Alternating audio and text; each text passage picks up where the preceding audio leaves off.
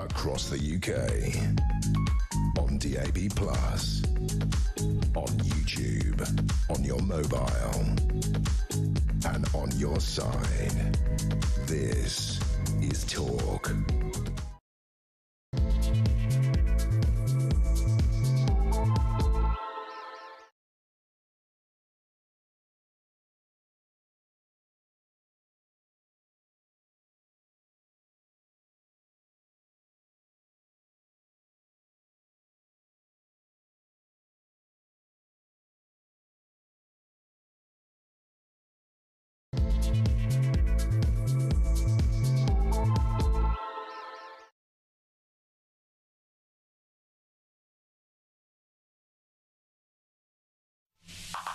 Well, a very good morning. This is Talk. I'm Peter Cardwell. Thank you so much for your company. There's loads to talk about this Sunday morning, right through until 1 o'clock. Will Shabana Mahmood's plan solve the small boats crisis? She says that she'll get the power to end the asylum support for those who can work, game the system, or break the law. We'll see what happens. We've got two experts in the studio, Jack Sellers, who worked for Rishi Sunak, and the political commentator James Bealby. We'll also speaking to the Immigration Minister, Mike Tapp, a little bit later on in the programme. And if you have some thoughts for him on what you think I should ask him, you let me know. 0344 499 1000. We'll also speak to Chris Philp for the Conservatives, the Shadow Home Secretary, to see what he thinks of the plan. I can see the messages coming in already, and there's plenty to talk about, not just about immigration, but also Angela Rayner plotting a move against Starmer, we're hearing. Also, asylum seekers to be stripped of an automatic right to handouts. The BBC must get its house in order, Starmer to tell Trump when he finally gets him on the phone. It's interesting, yesterday on Air Force One, Trump said that Starmer had put a call into him, but he hasn't rung him back yet. Also, Wes Streeting had a call with Morgan McSweeney over the coup briefings. We'll talk a little bit about that as well, and the chaos in Labour this week. Shabana Mahmood, of course, right across the media today. Mike Tapp will be with us. We'll talk about something else as well, which I'm looking forward to. A little bit nervous about, if I'm brutally honest, which is, if you've ever thought of asking me, Peter, who do you think you are? The answer is, you'll find out a little bit later on in the programme, because I'm having a DNA reveal. I've had my DNA tested, I've had my cheek swabbed, and it's gone off to a company, and they are finding out who I am. Slightly nervous, possibly a little bit more nervous for my parents, but apparently I'm not the milkman's child, so that is good. I do wonder about these DNA reveals. I wonder if they sometimes cause more trouble than they're worth, but we'll see what happens with mine later on, so we'll see what happens there.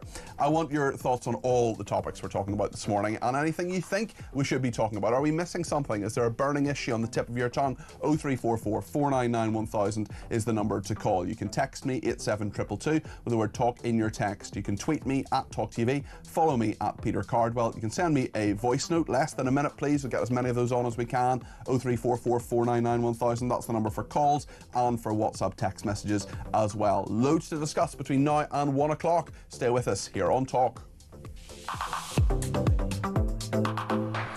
Messages coming in already, including from Leslie, who says, does Mike Tapp think Starmer is putting the country first by allowing backbench MPs to dictate policies just to avoid rebellion? I mean, that is a really good point, and I do think actually with this immigration plan, will it actually get through? Is that something that the backbenches of the Labour Party will actually vote for? That's something I will be asking Mike Tapp later. And another one says, can you ask Mike Tapp why Labour has repealed the Tory Legacy Act to haul our elderly Northern Ireland veterans back into court? That's a big issue. We've discussed that a number of times on my programme. We're going to continue discussing it, and I should say I'm here on Drive tomorrow and Tuesday, and then I'm off on holiday. Shane says, morning Peter, of course Trump is right for suing the BBC. He's the victim here of a deliberate attempt from those in the BBC to portray Trump in a certain way to suit their narrative.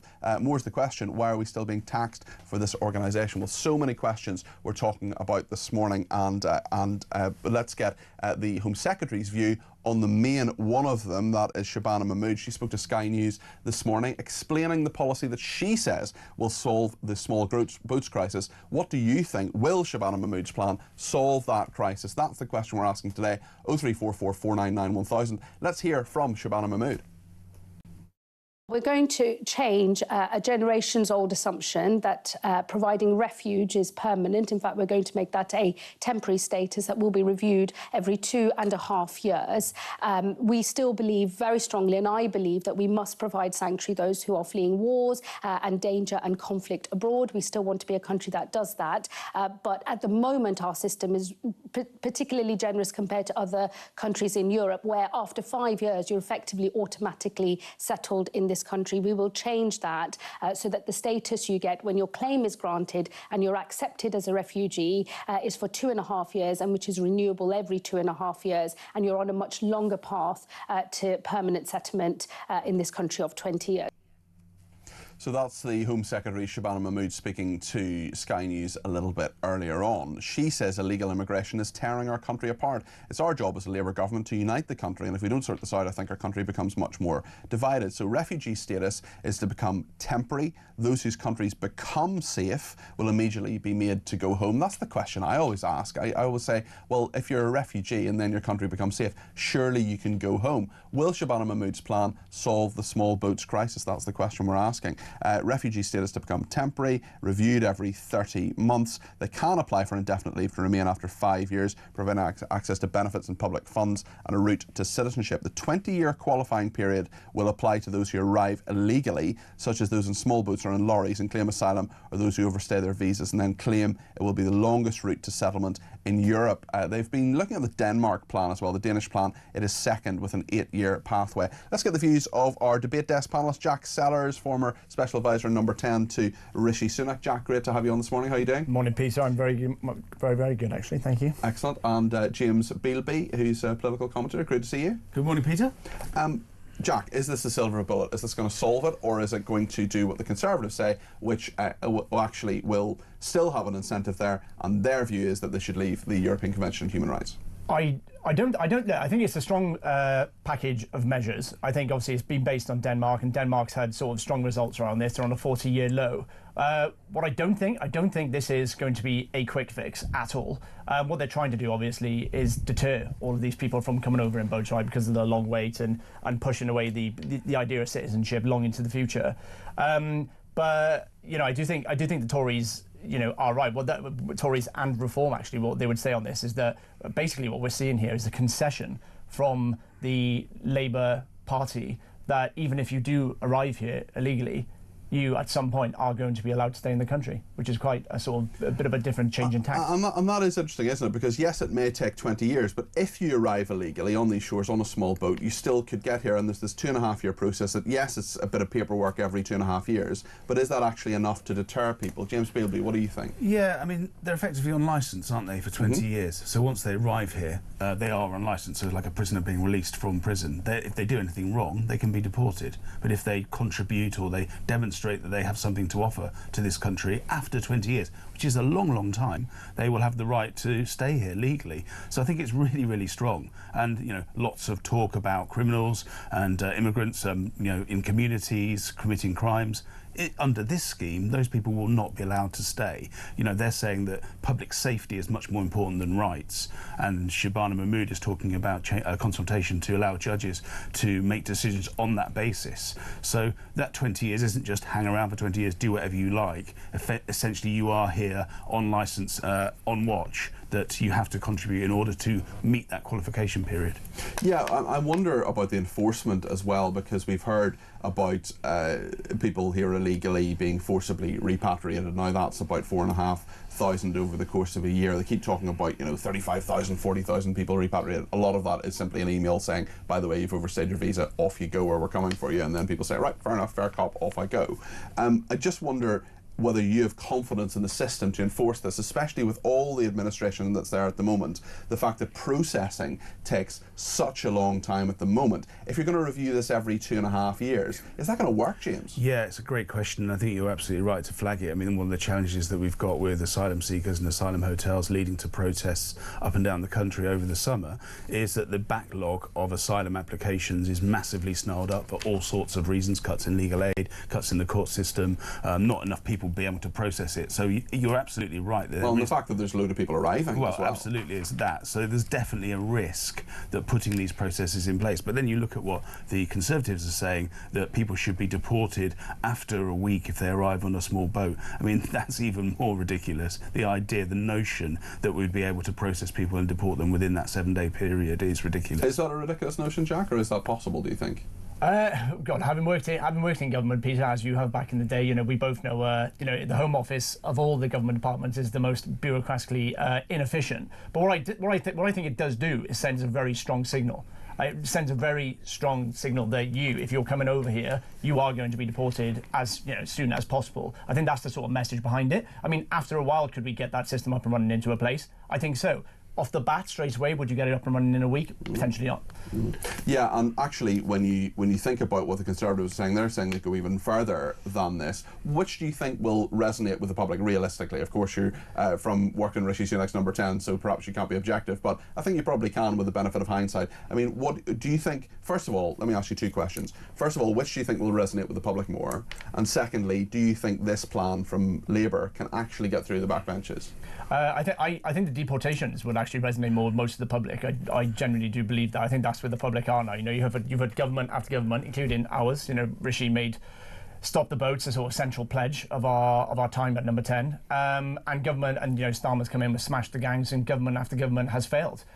So people are now looking to the extremes. You know, we've got Donald Trump telling us that we should put, people will think this is extreme, but you've got Donald Trump telling us that we should put the military now in the channel because we have this sort of natural water defence, which you can sort of put people in and sort of try and there are loads of people in America who hate his immigration plan, but it's also been very popular with his base and with the majority of people who voted for him. Yeah, but this is where I think the British public are. I think the British public want to see, if anything, it's if there's the problem itself and like the fairness issue and people coming over and all the different things you see in the media, associated crimes and whatever, all these different package around immigration which makes it an issue. But there's also a sort of underlying issue which is government competency. Yes. Yeah. You know, the fact that everyone has talked about this for so long and they can't do anything about it. I think it's in all of our interests, and I think this is a cross-party thing. Everyone across party would agree that we need to tackle this to make the United Kingdom look like a serious player with a serious government who can ultimately, when we got Russia,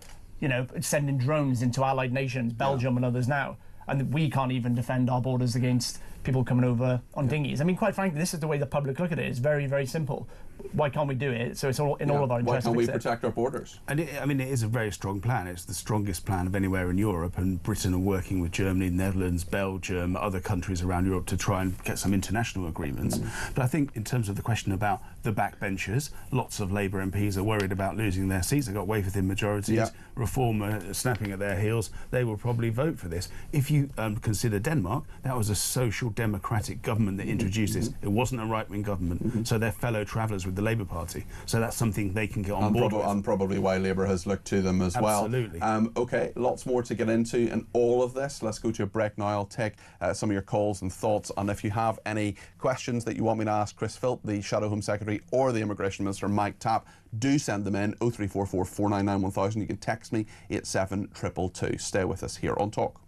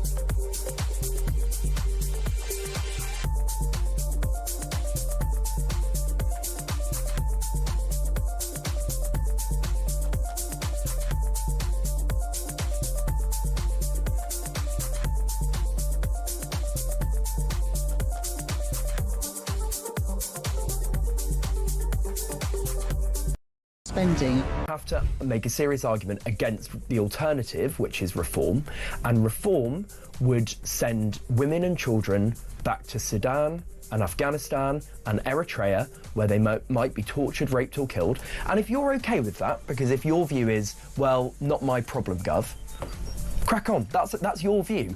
But let's be absolutely clear about what you're voting for if you're voting for reform. Labour is trying to strike the right balance between controlling our borders but also being ethical. In terms of your question around taxes, there are no additional tax rises needed beyond the ones that I've set out.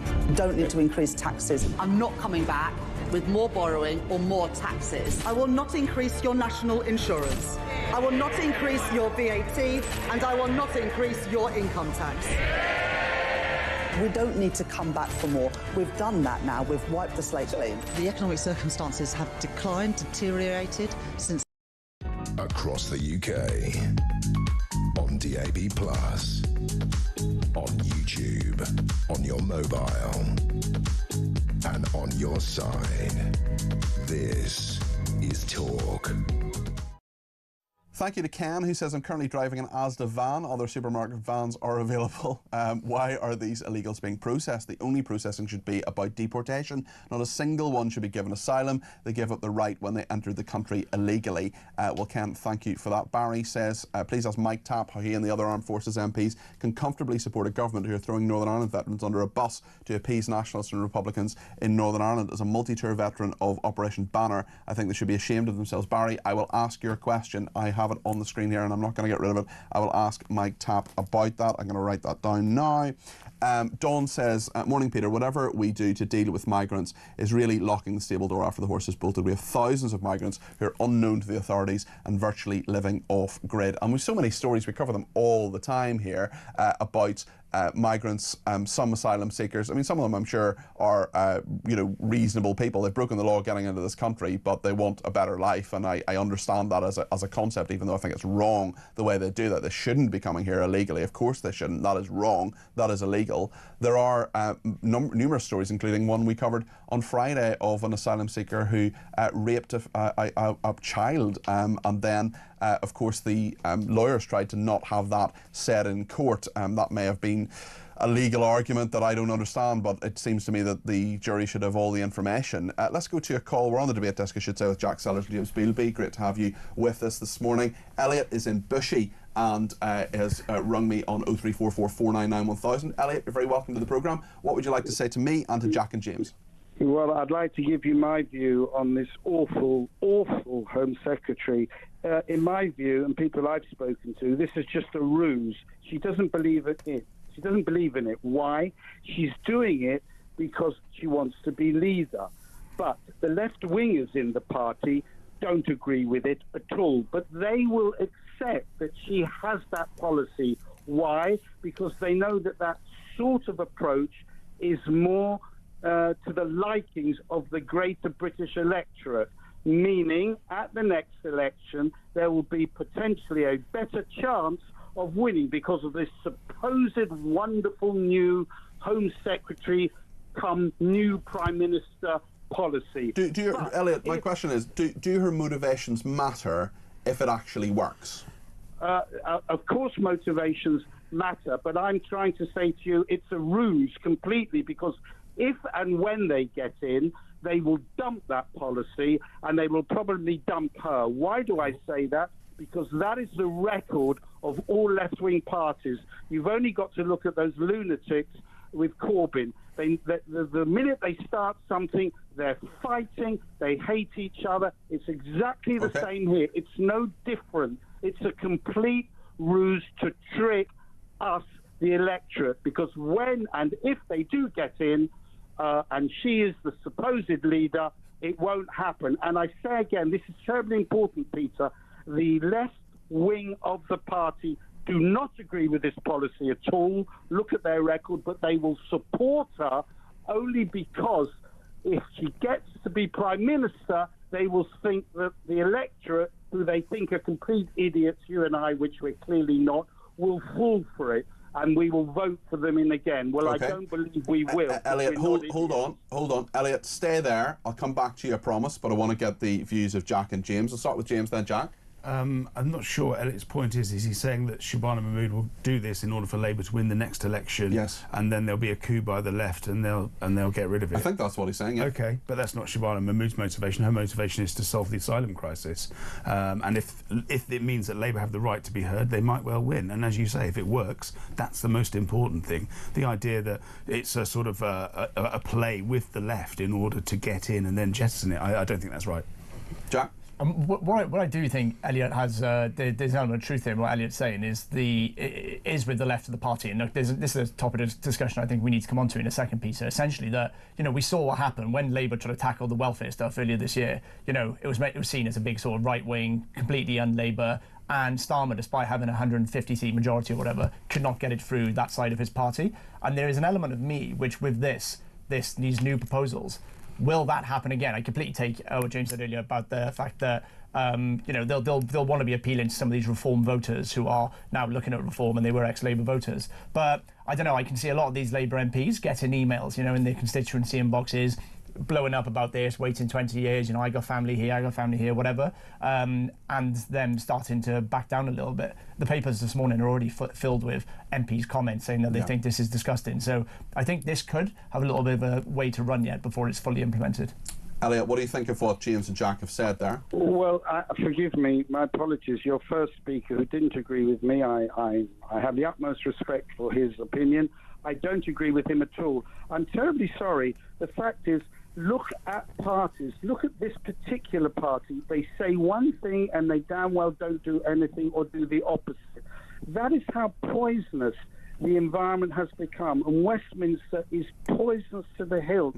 I do believe, I'm sorry, I don't believe her motivation. I don't believe she's genuine, and I don't believe any of them believe they're genuine, and the public don't believe. So why should this be particularly different? She has a record of saying she's going to hit the ground running. That's what she said, and she's done nothing. Okay. And this is just another excuse pulling. It's like a turnkey solution. Oh, we'll do that. That'll be the way to do it. But when it comes to actually doing it, it won't happen. And yes, I believe it is a ruse to fool the electorate. Well, if I may very politely say, we're not that stupid. Okay, Elliot, thank you for your thoughts. I really appreciate that. There is, no matter how you look at this, a massive lack of trust in politics, politicians and their motivations and their ability to solve this crisis. How do they get that trust back? By saying they'll do something and then doing it would be a good start, wouldn't it, Jack? Yeah, no, absolutely. I mean, look, I worked for Rishi Sunak in Number 10, and you'd expect me to come on and say this, but, Rishi made it a big priority. And over the year we were in, we did see some of the numbers coming down, right? But, I mean, to us, that was like a good result. Obviously, we said stopping the boats, which is a very sort of clear... But that was never going to happen. No, yeah, but that which is a very sort of clear line, which I get that, and for the public... Was that a mistake to say stop the boats? I think the language was, we were holding ourselves hostage to fortune there, Why do it? Well, I wasn't part of the discussion at the very beginning. Peter, come on, No, I'm not blaming you. No. Because I think Rishi wanted, and I get this, Rishi wanted the public to know that he was taking it seriously. But there's ours, which has got a very sort of clear measurement attached with it, and then you've got the Starmer one, which is smash the gangs, which is the complete opposite other end of the scale, which doesn't really mean anything. But yeah, look, for the public, I completely get what people like Elliot are ringing in and they don't trust anything anyone says anymore, because the reality is there'll be headlines over the next few days about this package of measures, and there'll be Labour MPs kicking off, and which will make the government's position look good because it's strong. But in reality, one day next week we'll have a good day of weather, and then there'll be six books coming across. And the public are just going to be marrying these two things more up. people came on Friday across the channel than have been sent to France in total. I mean, James, this is clearly still a massive problem. This plan hasn't even been announced yet. and people are already denouncing it and saying it won't work. Well, we've got some of the detail. I mean, people can make their mind up about the detail that's in the papers today. But let's see if it works. We can't just say it won't work, let's not do it. It's better to try it and fail than not do anything. I mean, but there are stronger plans from other political parties that are offering an alternative, a stronger plan to what's proposed. It's easy to be in opposition, isn't it, and say these things. The reality of it is government is difficult. So let's say Reform get in and say they're going to do X, Y and Z. The reality is they won't be able to do lots of the things. But so many people see what Labour have said they'll do, you know, and going back on their ideas, going back on what they rule out. For example, the income tax rise. You know, a lot of people prepared for that. This isn't just Westminster Village gossip. This is actual people, businesses. You know all about it. James is a businessman yourself, representing those businesses. They're planning for these things. Then the government goes back. That kind of uncertainty isn't helpful. The Labour government hasn't been a success because they weren't really prepared for government. They didn't necessarily have a good plan.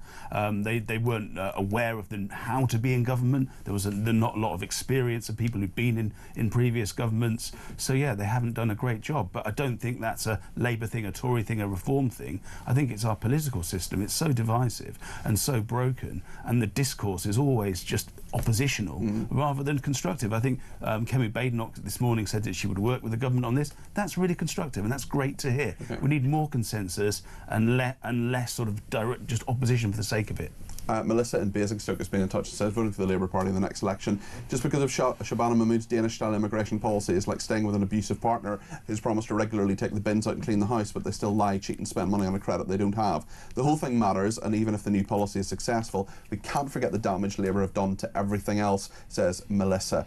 Dale in Staining says, thanks for always delivering a great show. Thank you, Dale.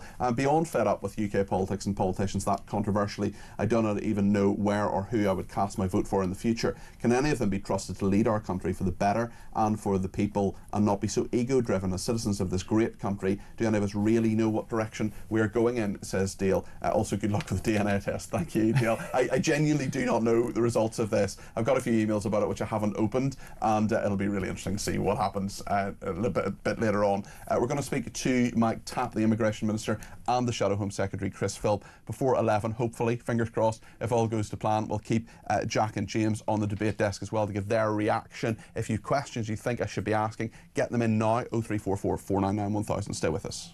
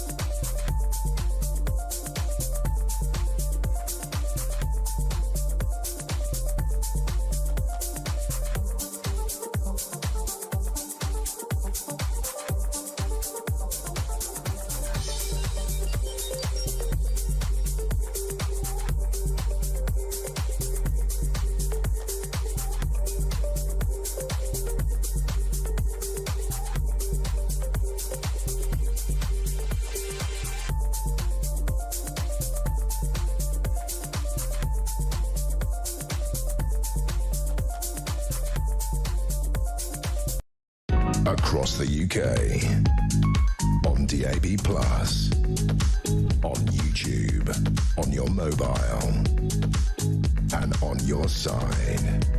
This is Talk. Right then, let's talk about some political plotting. We've dealt with the substantive stuff, and now there are all sorts of people who want to be leader of the Labour Party. It's interesting, Angela Rayner has emerged. She is in the Sunday Mirror today saying, "I'll keep fighting for ordinary people." Good for you, Angela. Wes Streeting, of course, apparently on manoeuvres. He denies that this week. All this stuff, does it matter? Does it actually have anything to do with how the country is governed, or is this just ego, James? Well, this is very much my happy place. Who's up, who's down, what's happening within government. But does it mean anything? No, it doesn't mean anything at all. I love it, but it doesn't mean anything to anybody. In terms of, is it going It actually puts people off. Is it going to help us get better schools, hospitals, solve asylum, taxes go down, less potholes? None of it matters at all. And, you know, the Tories were past masters at this. They had three prime ministers. Jack in a minute, don't you worry. In 3 years, Labour should have learnt the lesson that it puts people off. Starmer is not a great prime minister at the moment, but, you know, he was elected under our system to be prime minister. I think the idea that things are not going well, therefore let's jettison him and get somebody else in, it just doesn't work. You need to work with what you've got. Yes, if he wants to stand down, that's different, but this idea of infighting and briefing is just ridiculous. Jack, your thoughts on all of this? You've been on the inside, you've seen a lot of it, maybe you've even done some of it yourself, you never know. What is your take on the let's do it in practical terms that actually matter to people rather than the soap opera? How secure is Keir Starmer? How secure is Rachel Reeves? Does this noise of Wes Streeting, now Angela Rayner, matter? If you asked me 2 weeks ago, I thought that Starmer would last until May, and I thought after May I just didn't trust that. You know, when he has these bad elections in May in Wales, Scotland, and the London boroughs and others, I thought after that, when he's probably going to be labelled as the first ever Labour leader to lose Wales, I thought a lot of his MPs would get very, very shaky. The one thing I would never say, this doesn't matter outside of Westminster in many ways, although obviously it will lead to a shift in Prime Minister or Chancellor or whatever, which then has significant repercussions. But the thing, like, if I was to tell the Labour MPs anything right now, it is to stop talking to yourselves about yourselves.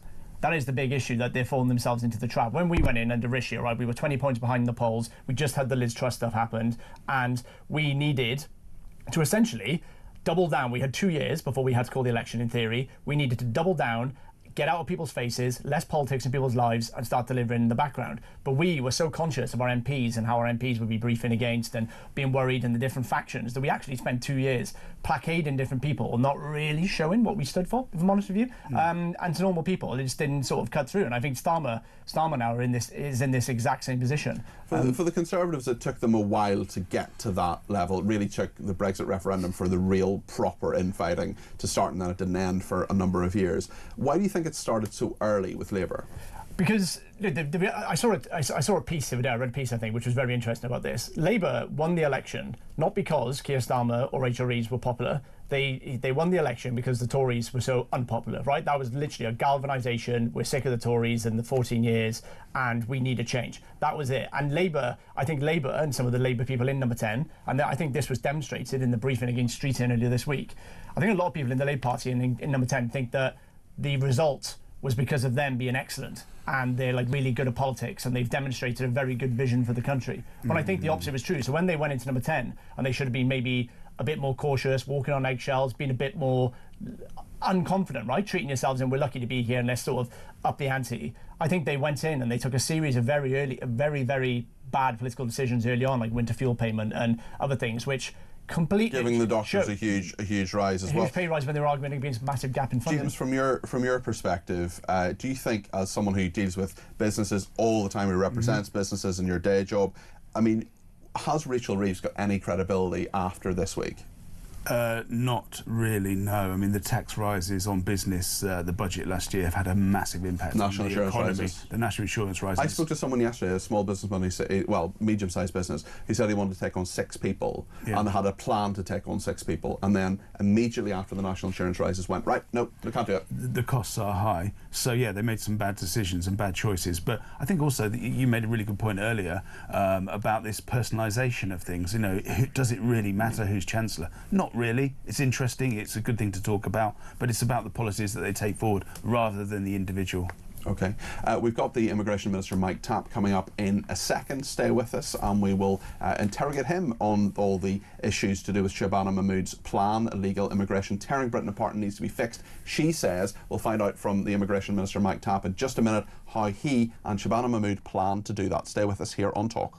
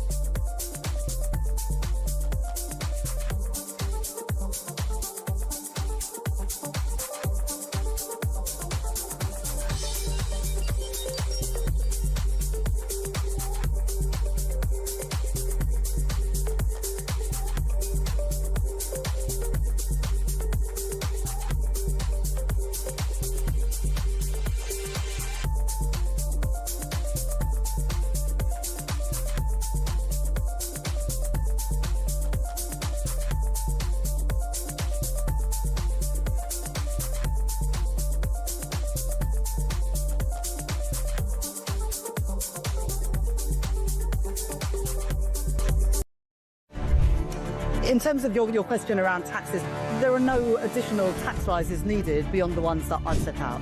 Don't need to increase taxes. I'm not coming back with more borrowing or more taxes. I will not increase your national insurance.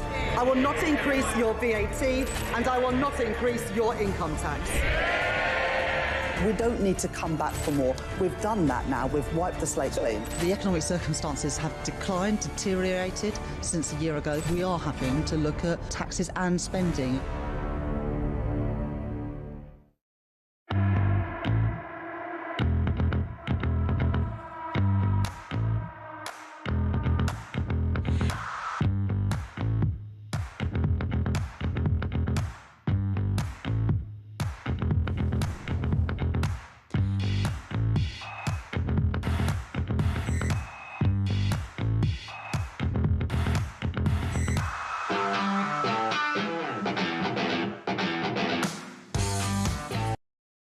Across the UK, on DAB+, on YouTube, on your mobile, and on your side. This is Talk. Thank you for your company here on Talk. I want to go live now to Mike Tapp, who is the Immigration Minister. Mike, good morning.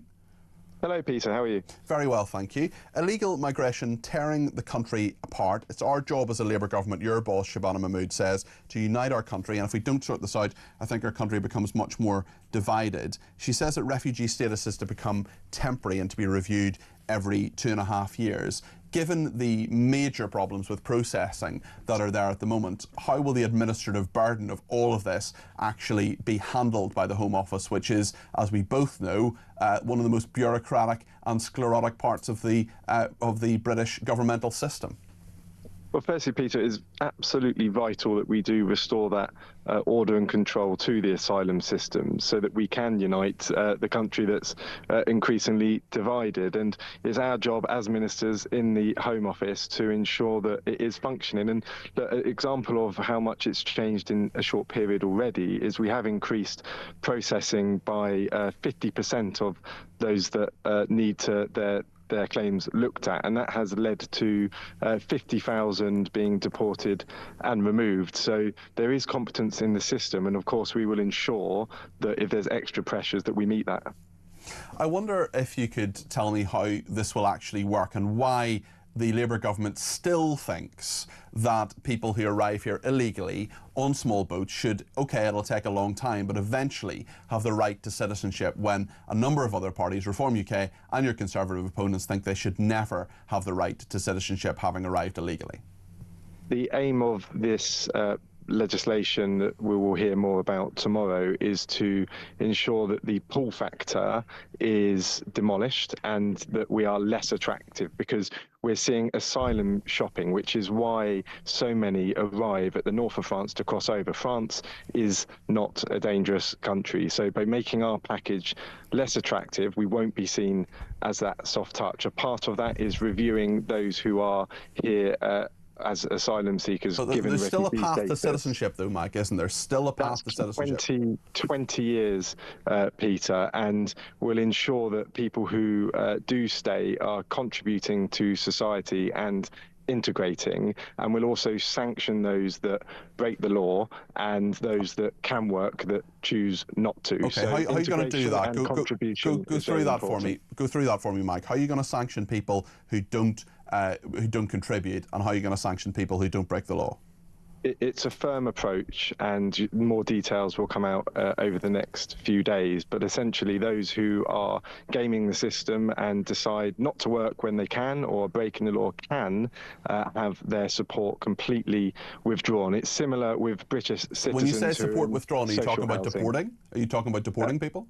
It depends where they've come from, because of course, if it's a dangerous country that they've come from that's still dangerous, then it's difficult to deport. But that's why that 30-month review will be there, because wars end, regimes change, and nations may be safe to go back to. It's not an automatic right to settlement anymore here, so that essentially we're pulling away or withdrawing those pull factors and making it less attractive to come here. But is any of this retrospective, Mike? Is any of this actually to do with the people who are here illegally at the moment? Because that's unlikely, isn't it? Is it retrospective or not?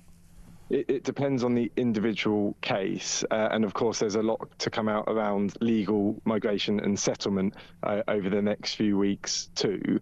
But what this package does is it says to those who are sat in France that we're not the most attractive in Europe. So, think twice before you put your lives at risk to come here, because you may well have 20 years until you can settle here, and we will review your case every 30 months. I want to ask you a question from John in Sussex, who sent this in, who says, if someone arrives in this country illegally with no documents or passport, how can their asylum claim be realistically evaluated, Mike?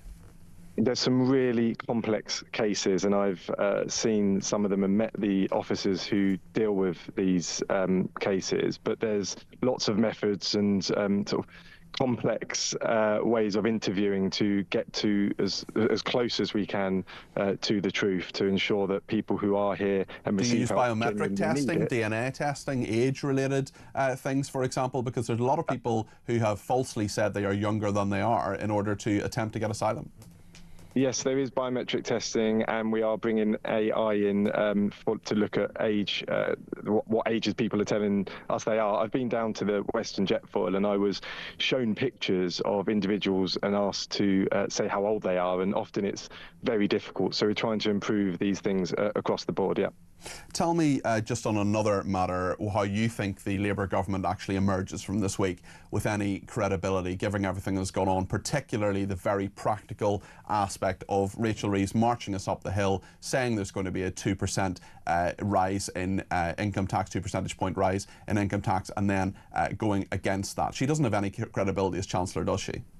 Well, firstly, I'm very focused on what the Home Office are delivering, because that's what the public expect us to do. It's in our manifesto to secure the borders and bring that control and order back. When it comes to Rachel Reeves, she's inherited a really tough situation. Yeah, but she said a year ago that she would be, that we could hold her accountable. She said a year ago, yes, we've had this terrible inheritance, but we should hold her accountable now. So you're going to have to stop blaming that, aren't you?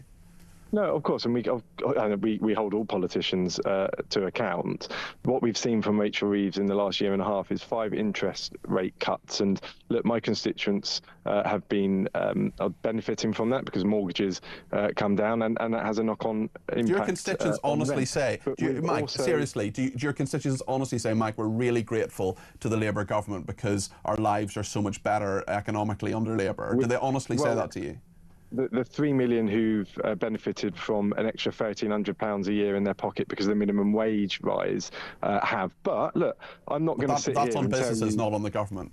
Peter, I'm not going to sit here and tell you that everything's rosy. We have got a long way to go, and the economy is tough to fix. We've had some green shoots. We've seen, the highest growth in the G7 the first part of the year, but that's still minimal growth, and people aren't feeling it. And I've got a lot of faith in the Chancellor, Rachel Reeves, and I think we'll see a budget that will help secure the economy, ensure that we've got that fiscal headroom and that we stick to those rules, because borrowing is costing us too much, and we should be spending that on police on the streets, for example. Mike, you're a military veteran. A number of our viewers and listeners are really interested in the legacy issue in prosecuting soldiers.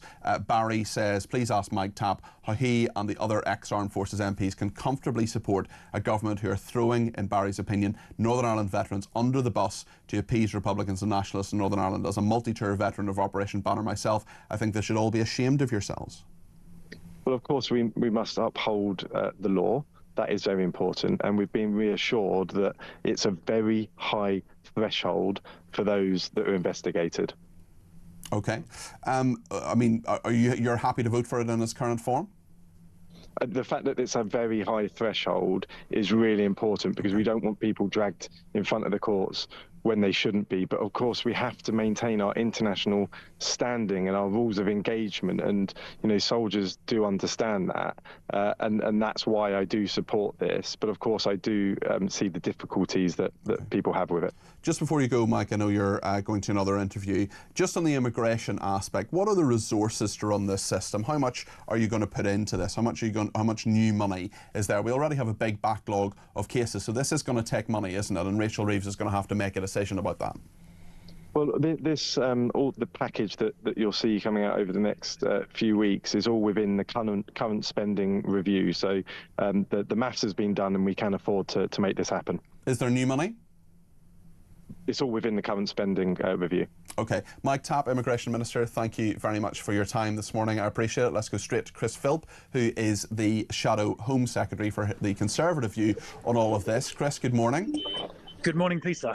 Tell me what you think of Shabana Mahmood's plan. She won't go as far as you, but the plan, she says, will stop some of the pull factors.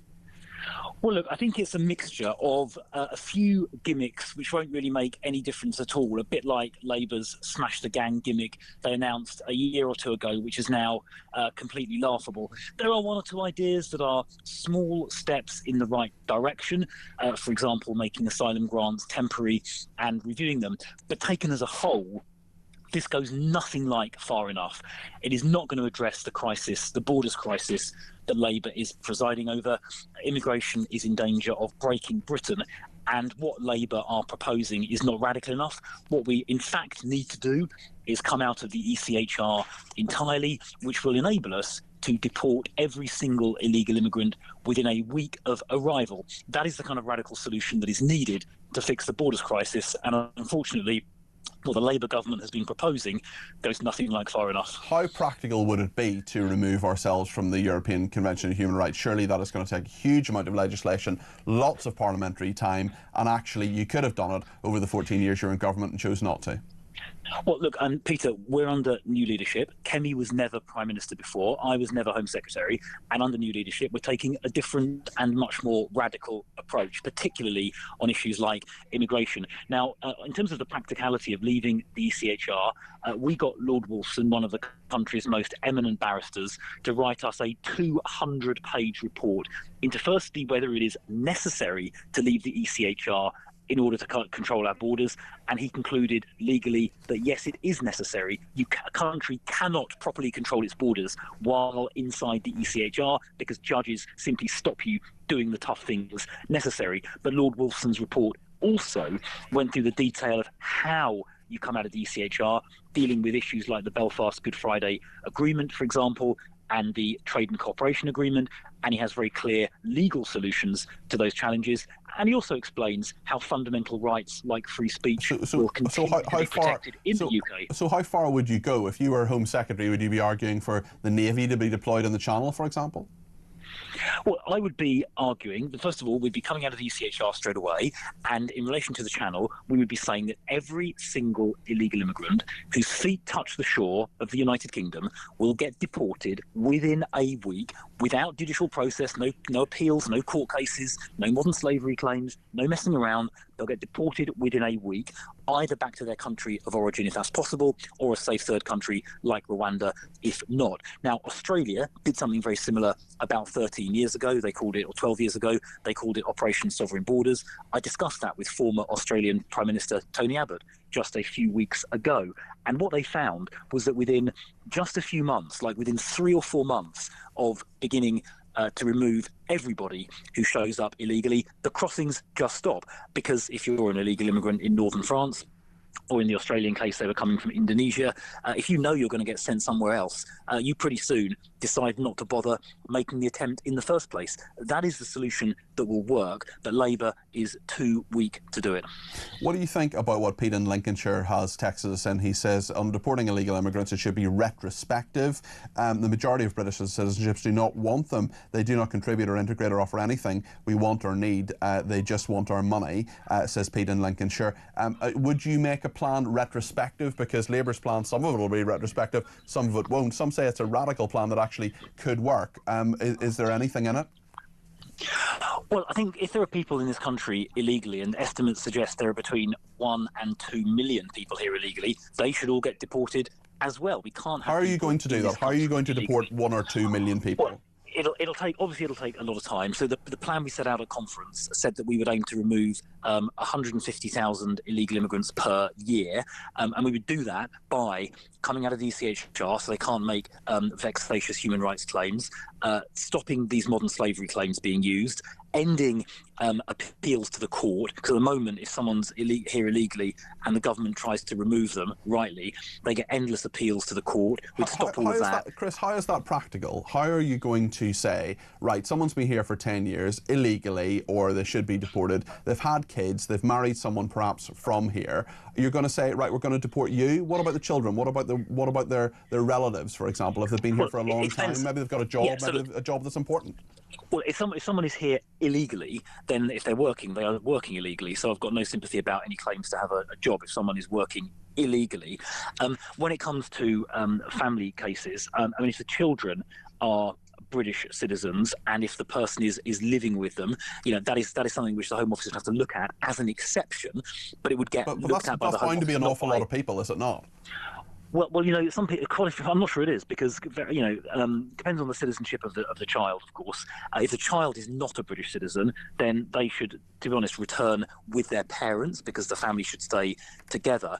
One of the problems we've had with the court system is you have illegal immigrants or foreign criminals, people who are citizens of another country who commit a crime while here, who try and claim to have like a right to family life under the ECHR, and sometimes they've never even met the kid, or they've met the kid like a handful of times. So that kind of nonsense definitely should not be allowed to stand.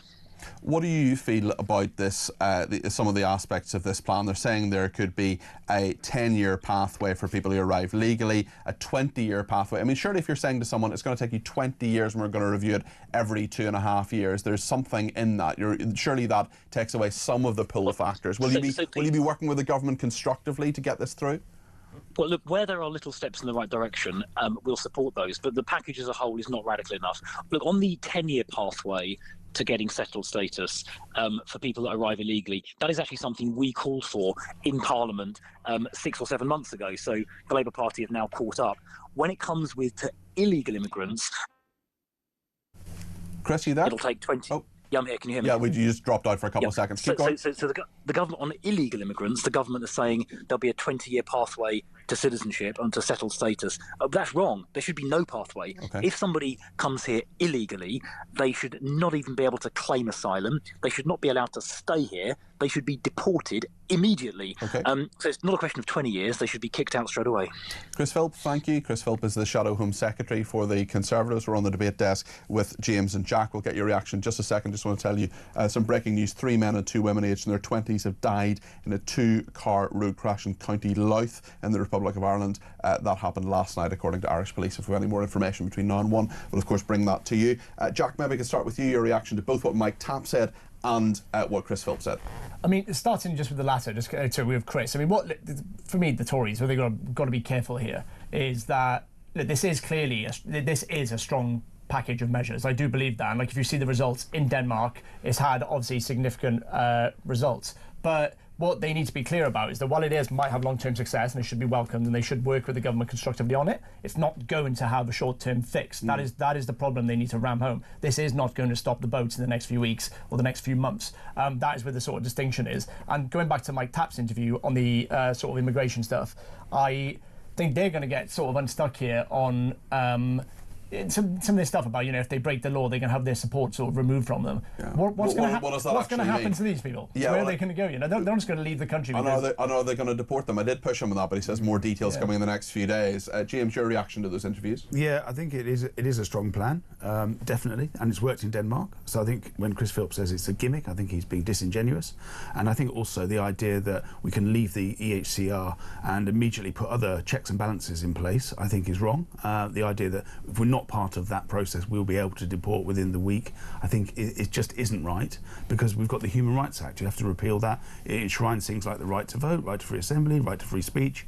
Where do we go with those? What happens in Northern Ireland? So it's a very straightforward and simple thing to say, but the reality of it is not easy, but neither is the Denmark plan.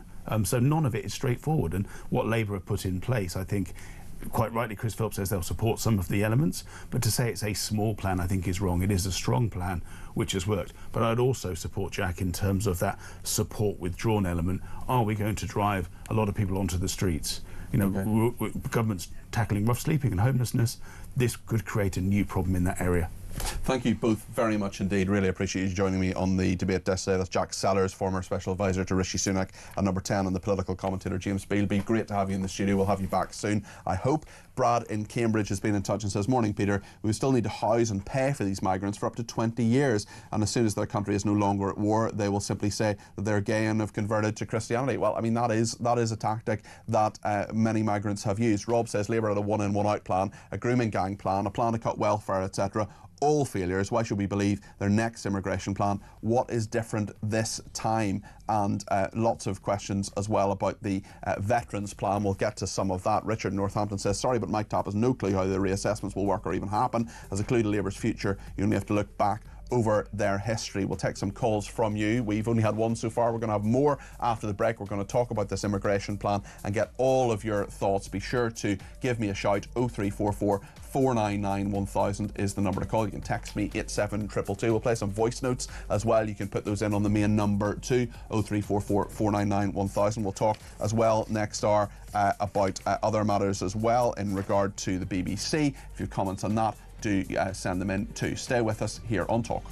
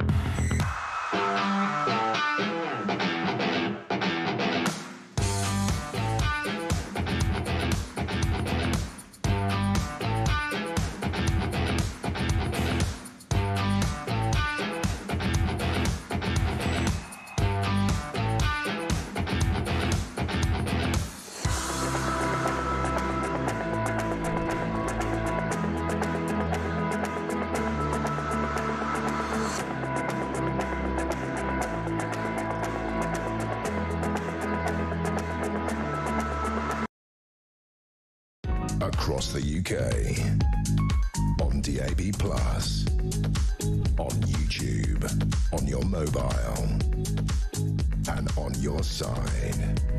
This is Talk.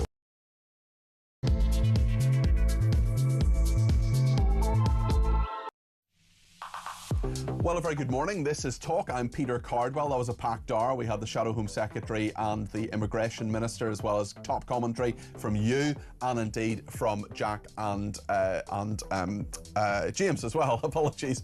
Thank you so much to everybody who has got in touch. We'll take some of your calls in just a second. We'll also speak to Robert Bates from the Centre for Migration Control and Harjeep Singh Bangal, who is an immigration lawyer. See what he thinks of this radical new plan. Some would say radical, some would say not radical enough, from Shabana Mahmood. What do you think? 0344 499 1000. We'll talk about the BBC this morning as well. Still in crisis, more revelations there. The BBC must get its house in order. Starmer to tell Trump. Well, Starmer's tried to get Trump on the phone and Trump hasn't rung him back just yet. We'll talk to Reform UK later in the programme as well. If you've questions you want me to ask their Assembly member Alex Wilson, just send them through. This is the great thing, one of the many great things about this job. I love this job because you can literally text in and then a few minutes later I ask a question to a senior politician, and that is what we like to do. We like to get your voices on the air. We'll do that in a second. Nigel in London's coming up.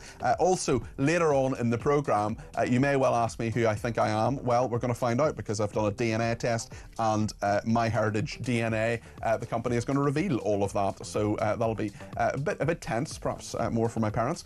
Lots to discuss here on the programme. Be sure to give me a call, 0344 499 1000. You can text me at 7222 with the word Talk in your text. You can tweet me at talkTV, follow me at Peter Cardwell. You can send me a voice note. We'll play some of those out in a minute or two. 0344 499 1000. Same number for WhatsApp text messages and also for phone calls. Plenty to discuss between now and 1 o'clock. Stay with us here on Talk.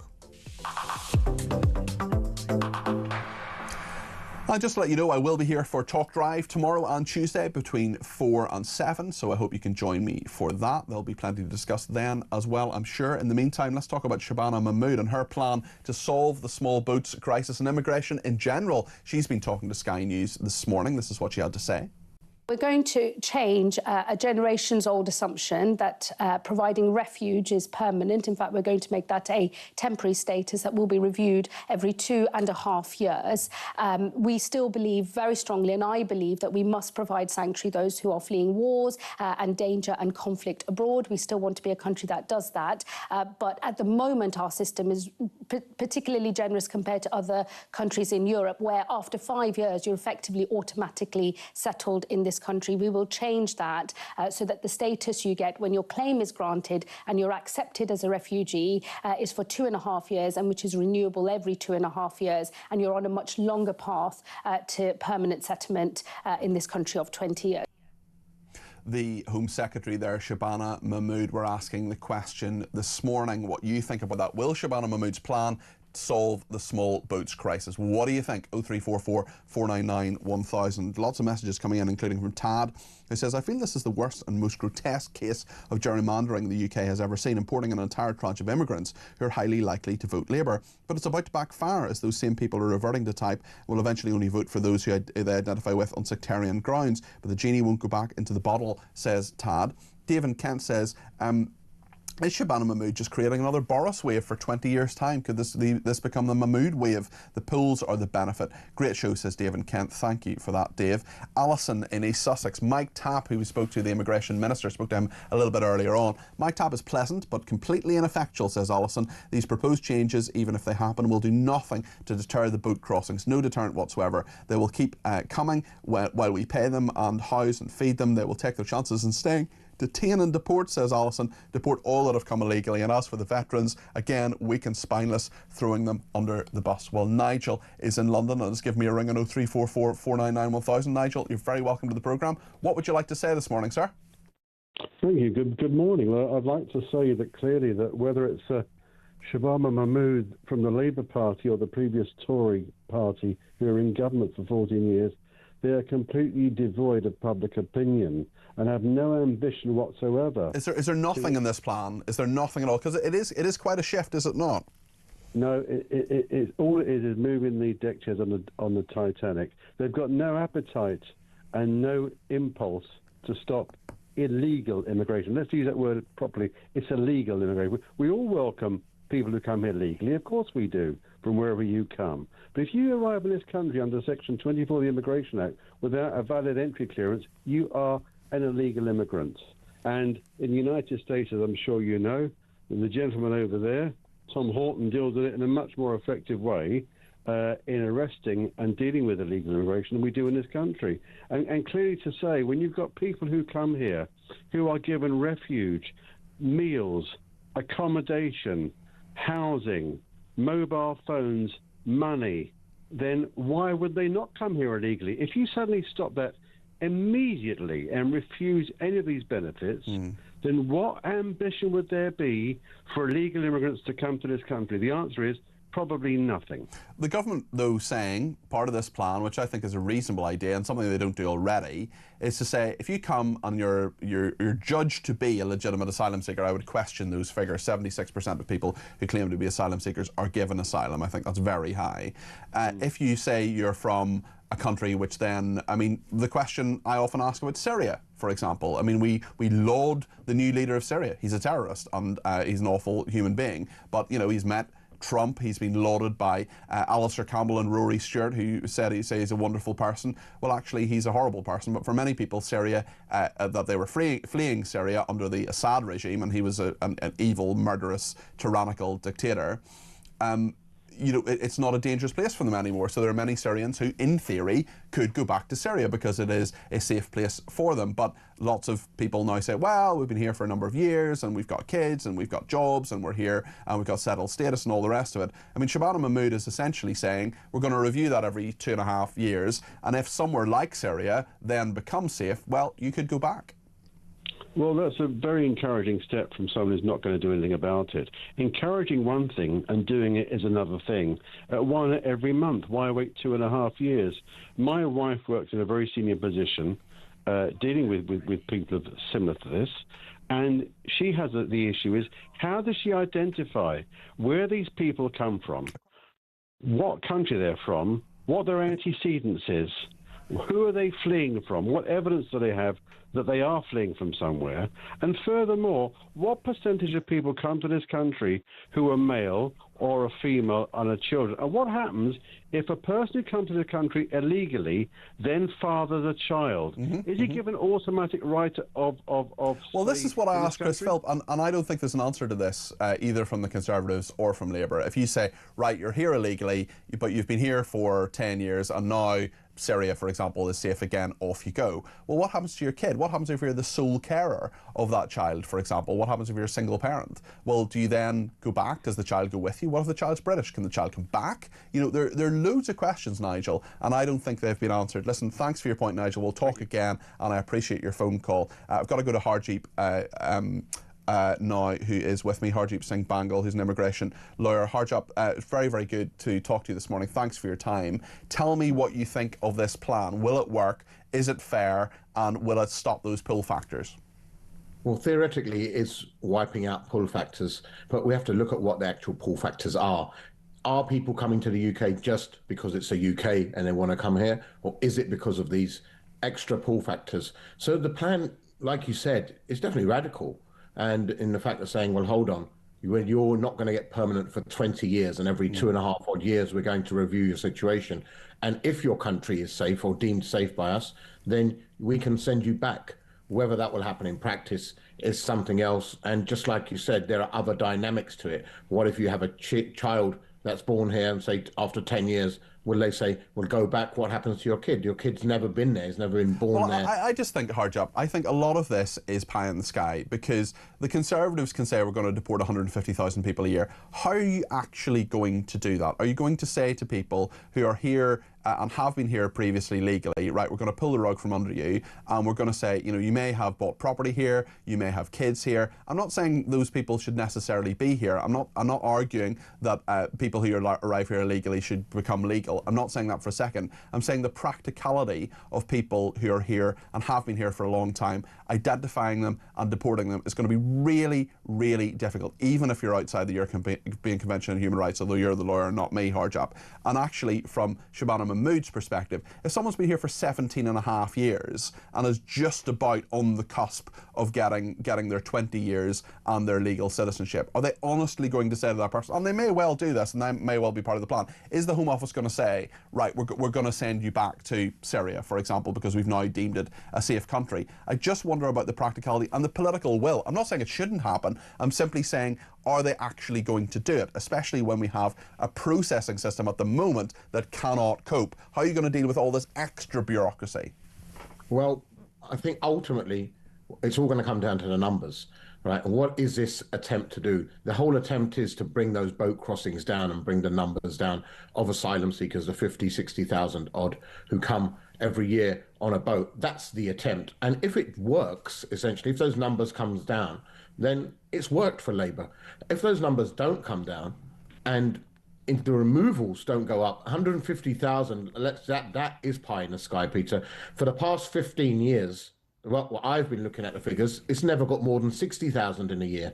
So if the Conservatives think they're going to triple that, then even when they were in government, even when Labour were in government previously before 2010, no one's hit more than 100,000 in a year. 60,000 has been the top that they've managed to do. And it's ultimately about the figures. There is an estimate of possibly 1 million people living in the UK, perhaps under the radar, off the radar, including overstayers. Chris Phil thinks it could be up to 2 million. How are you going to, if you don't know who those people are now, how are you going to identify who they are and then You're deport never them? going to be able to do that. You're going to have to, at some stage, say to these people, we're going to have to bring you into the system, whether it's on a yearly visas, just to know exactly who they are and bring them out. You think some sort of amnesty could happen? I think essentially, what are you going to do? You can't just leave 2 million people on the streets or in the black economy like every party's proposing to do. How, if you're so scared of 2 million people who you don't know, or 1 million people who you don't know here living in your community, then surely as a government your purpose should be to find out who they are, right? Yeah. And where they are. So, and how are you going to do that? How are you going to lure someone who's living in a black economy or hiding in a house with other migrants and the Home Office know nothing about, the police know nothing about, and they've overstayed their visa? How are you going to say, well, come on, come out? Yeah, you'll have to think of some way. Come clean, fess up, and by the way, we might deport you. I mean, the thought that those people are actually going to do that, as you say, is that phrase again, pie in the sky. So Harjab, great to talk to you. Really interesting to drill down to some of the detail of this. We'll get more of it over the course of the next few days, and we'll continue to cover it. Harjab Singh Bangal, their immigration lawyer, and as I say, I will cover this certainly tomorrow and Tuesday on Drive. It's going to be a big story this week. It's going to dominate the week, I think, this immigration plan. We'll get more details tomorrow as well. I want to play a couple of voice notes now. Anne has been in touch on the BBC. We're going to talk about the BBC in just a few minutes' time with John Mayer, who's a former BBC producer. I've clashed with him before, so it'll be very interesting to see what he says about this absolute huge level of problems the BBC is having. Let's hear what Anne has to say on the BBC. Just about the BBC, I cancelled my TV licence, I think, on about October the 6th or October the 7th. It's absolutely dangerous what they're doing. They're responsible for most of the anti-Semitism in the country. I'm Jewish, and I found since October the 7th and since their broadcasting since that date, I've become scared because of their lies, the lies that they're making against the Jewish people. It's changed my life and people I know because we're just scared. The anti-Semitism is rife, and I blame the BBC. And yeah, I think they should be totally abolished because, yeah, they just lie and lie and lie. And thank you for that. I'm so sorry you feel that way, and anti-Semitism is something we will never shy away from covering on my programmes because it is so important, and we as people who aren't Jewish, like me, have to stand with our Jewish friends and neighbours because, you know, as the Verve say, if you tolerate this, you know, you'll be next, basically. Not just because of that, because it is the right thing to do. The Jewish culture is wonderful. I know of many, many Jewish friends. They contribute a huge amount as a group to our nation, and it is absolutely appalling. I am appalled on a daily basis at the anti-Semitism that happens. That big report, that 19-page report, Anne, as you will know, by Michael Prescott, the former Sunday Times political editor who put that together for the BBC, talked about the coverage of the Middle East, talked about anti-Semitism in general here in this country. It is disgraceful, and I think the BBC has a massive case to answer. One more voice note and then we'll go to Robert Bates from the Centre for Migration Control. Danny on protecting borders. Hi, Peter. I'm an ex-serviceman, 30 years from my country, and I wholeheartedly agree with the old fellow on the telly the other week now. It was all for nothing. And then I hear these two windbag politicians gassing air when the solutions are simple. Very simple solutions. Protect our borders, protect our people, and protect our citizens. Both these parties do nothing and won't do anything. It's just the same old rhetoric, round and round and round. We need a strong government with strong leadership, and a leadership with a spine that will do what's right for this country and put the country first and not their own selfish needs. Danny, thank you, and thank you for your own service to our country. 30 years, my goodness, what a record. Let's speak to Robert Bates now, Research Director for the Centre for Migration Control. Robert, thank you for joining me this morning. What do you think of this immigration plan? Is it the magic bullet that's all going to magically solve everything? Everything's going to be perfect. You're going to be out of a job, let's face it. Well, on paper, it sounds that way. It sounds like she's really trying to grip this issue, and definitely the tenor of the conversation is now shifting very much towards this being a serious problem that the Home Secretary is not messing around with.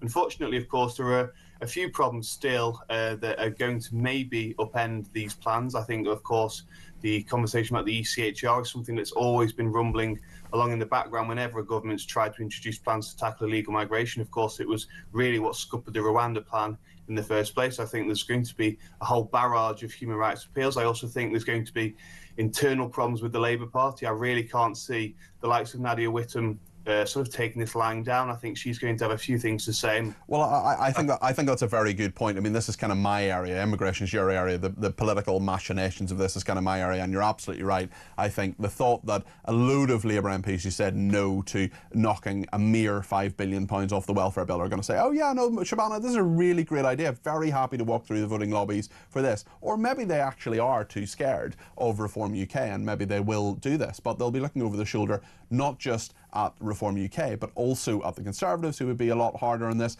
and also at your party, the Green Party, and others who will undoubtedly say, if they haven't already, that this is an approach that isn't going to work and is unfair and is a breach of people's human rights. Well, it's interesting. When you look at the plans, the details, you can actually see that they have tried to sop somewhat towards those Labour backbenches. There are certain things in there, such as charitable organisations being able to sponsor refugees and sort of asylum seekers and allow them to stay under their sort of legal purview as well. I think there's all kinds of little sort of nuggets in there that I guess the hope was that it would do enough to keep the Labour backbenchers on side. I think really this is going to be another sort of Rwanda type scheme. I think it's going to have been such a big song and dance about it. I actually can't see really how it could potentially deal with the current situation. We've got the current asylum backlog. Really, I think it's only going to be for those individuals that are coming henceforth. So that we still got hundreds of thousands. I mean, Mike Tapp, the immigration minister, said there could be some sort of retrospective element to this. Is there anything in this? I mean, if you're actually saying you have a 20-year path to citizenship if you arrive here illegally. Now, I don't think any of those people who arrive illegally should have any path to citizenship at all. But if you're reviewing that every 2.5 years and saying, right, well, we think you're legitimately an asylum seeker, but actually now your country's safe, you can go back there. If they actually do deport those people, could that work? Could that be some form of help here, Robert? Or will the system just be overwhelmed by the extra bureaucracy they want to add in? Well, we'd be looking at sort of tens of thousands of cases having to be reviewed every few months. Of course, it's not all individuals are here because their country is war-torn. Some are here for very specific circumstances as well. Some are here because if they return to their country of origin, they'll be falling foul of gangs, or they'll be sort of having a very specific regional dispute flaring up. And I really don't know how actually proper assessments can be done of that, I think actually what will happen is this really ends up just sort of being an auto-renewal, sort of tick box on paper ruling rather than anything that's particularly stipulating. I think look, a large part of this is just the conversation and the way it's being spoken about. And definitely this is a huge shift from the Labour Party. When it comes to things such as the renewals, and actually if you're here in the country and it's decided that you're probably safe to return home. When you look at what's happened in Denmark, really what's happened is a large number of individuals have been judged that it's safe for them to return home, but then they've not actually been removed. So the logistical practicalities of how it's operated in Denmark hasn't been able to catch up with what it's actually saying on paper. And the real risk here is, given we chronically underfund so many elements of our immigration system, is that would just happen again, and really we'd end up with a lot of asylum seekers or former refugees destitute and being supported by councils. Thank you, Robert. Appreciate your analysis of that. Robert Bates, their Research Director for the Centre for Migration Control. Jane's been in touch with the BBC. Within the BBC bubble, they think it is brilliant. Away from the BBC, I genuinely don't think that they realise it is not trusted and disliked. If I went subscription, people would choose what they wanted or not wanted. Regarding illegal immigrants, this texter says the onus should be on the individual arriving on our shores. Decisions should be made on the basis of passports. Those without a passport should undertake a DNA swab test, and returns to a country should be made based on the results of the test. Well, speaking of DNA tests, I have taken one. I've had my swab taken, and a little bit later in the programme we're going to find out who I think I am. Also, another person says the immigration lawyer and Labour immigration minister is why this country is in such a mess. Bill in Fleet says the fact we won't be able to find 2 million illegal migrants proves 100% that all illegal migrants need to be held in government-controlled detention camps as soon as they step onto UK soil. Rob says we have over 1 million illegal migrants here. How actually are they going to review that, the number initially, and then every 2 years? It's pie in the sky policy. Denmark have a population of 6 million. Ours is 70 million. It won't work. David in Lancashire says, why didn't the Conservatives grant this type of temporary residence to illegal migrants? Though I'm opposed to this Labour government over just about every policy, nevertheless, credit where credit's due to the Home Secretary. Of course, it won't in itself solve the crisis, but it is one step in the right direction. They must follow through on this. Great show, Peter, as always. Peter, you've got your finger on the pulse. Well, thank you, David. Very, very interesting on that one. And yeah, thank you also to Jason in the Lake District, to Bob in Cheshire, and to Mary in County Down, all of whom have pointed out that the Manic Street Preachers sang If You Tolerate This, Your Children Will Be Next, and not the Verve. And apparently the song is about the Spanish Civil War. The Verve, of course, said the drugs don't work, something I also concur with. Unlike the BBC, we correct our mistakes here on Talk. Stay with us.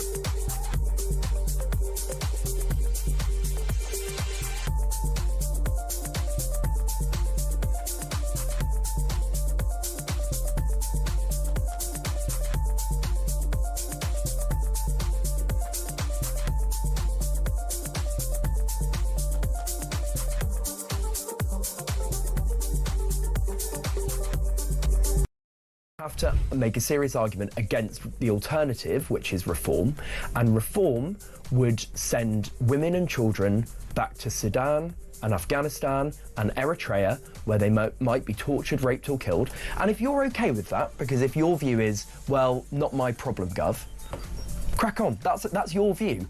But let's be absolutely clear about what you're voting for if you're voting for reform. Labour is trying to strike the right balance between controlling our borders but also being ethical.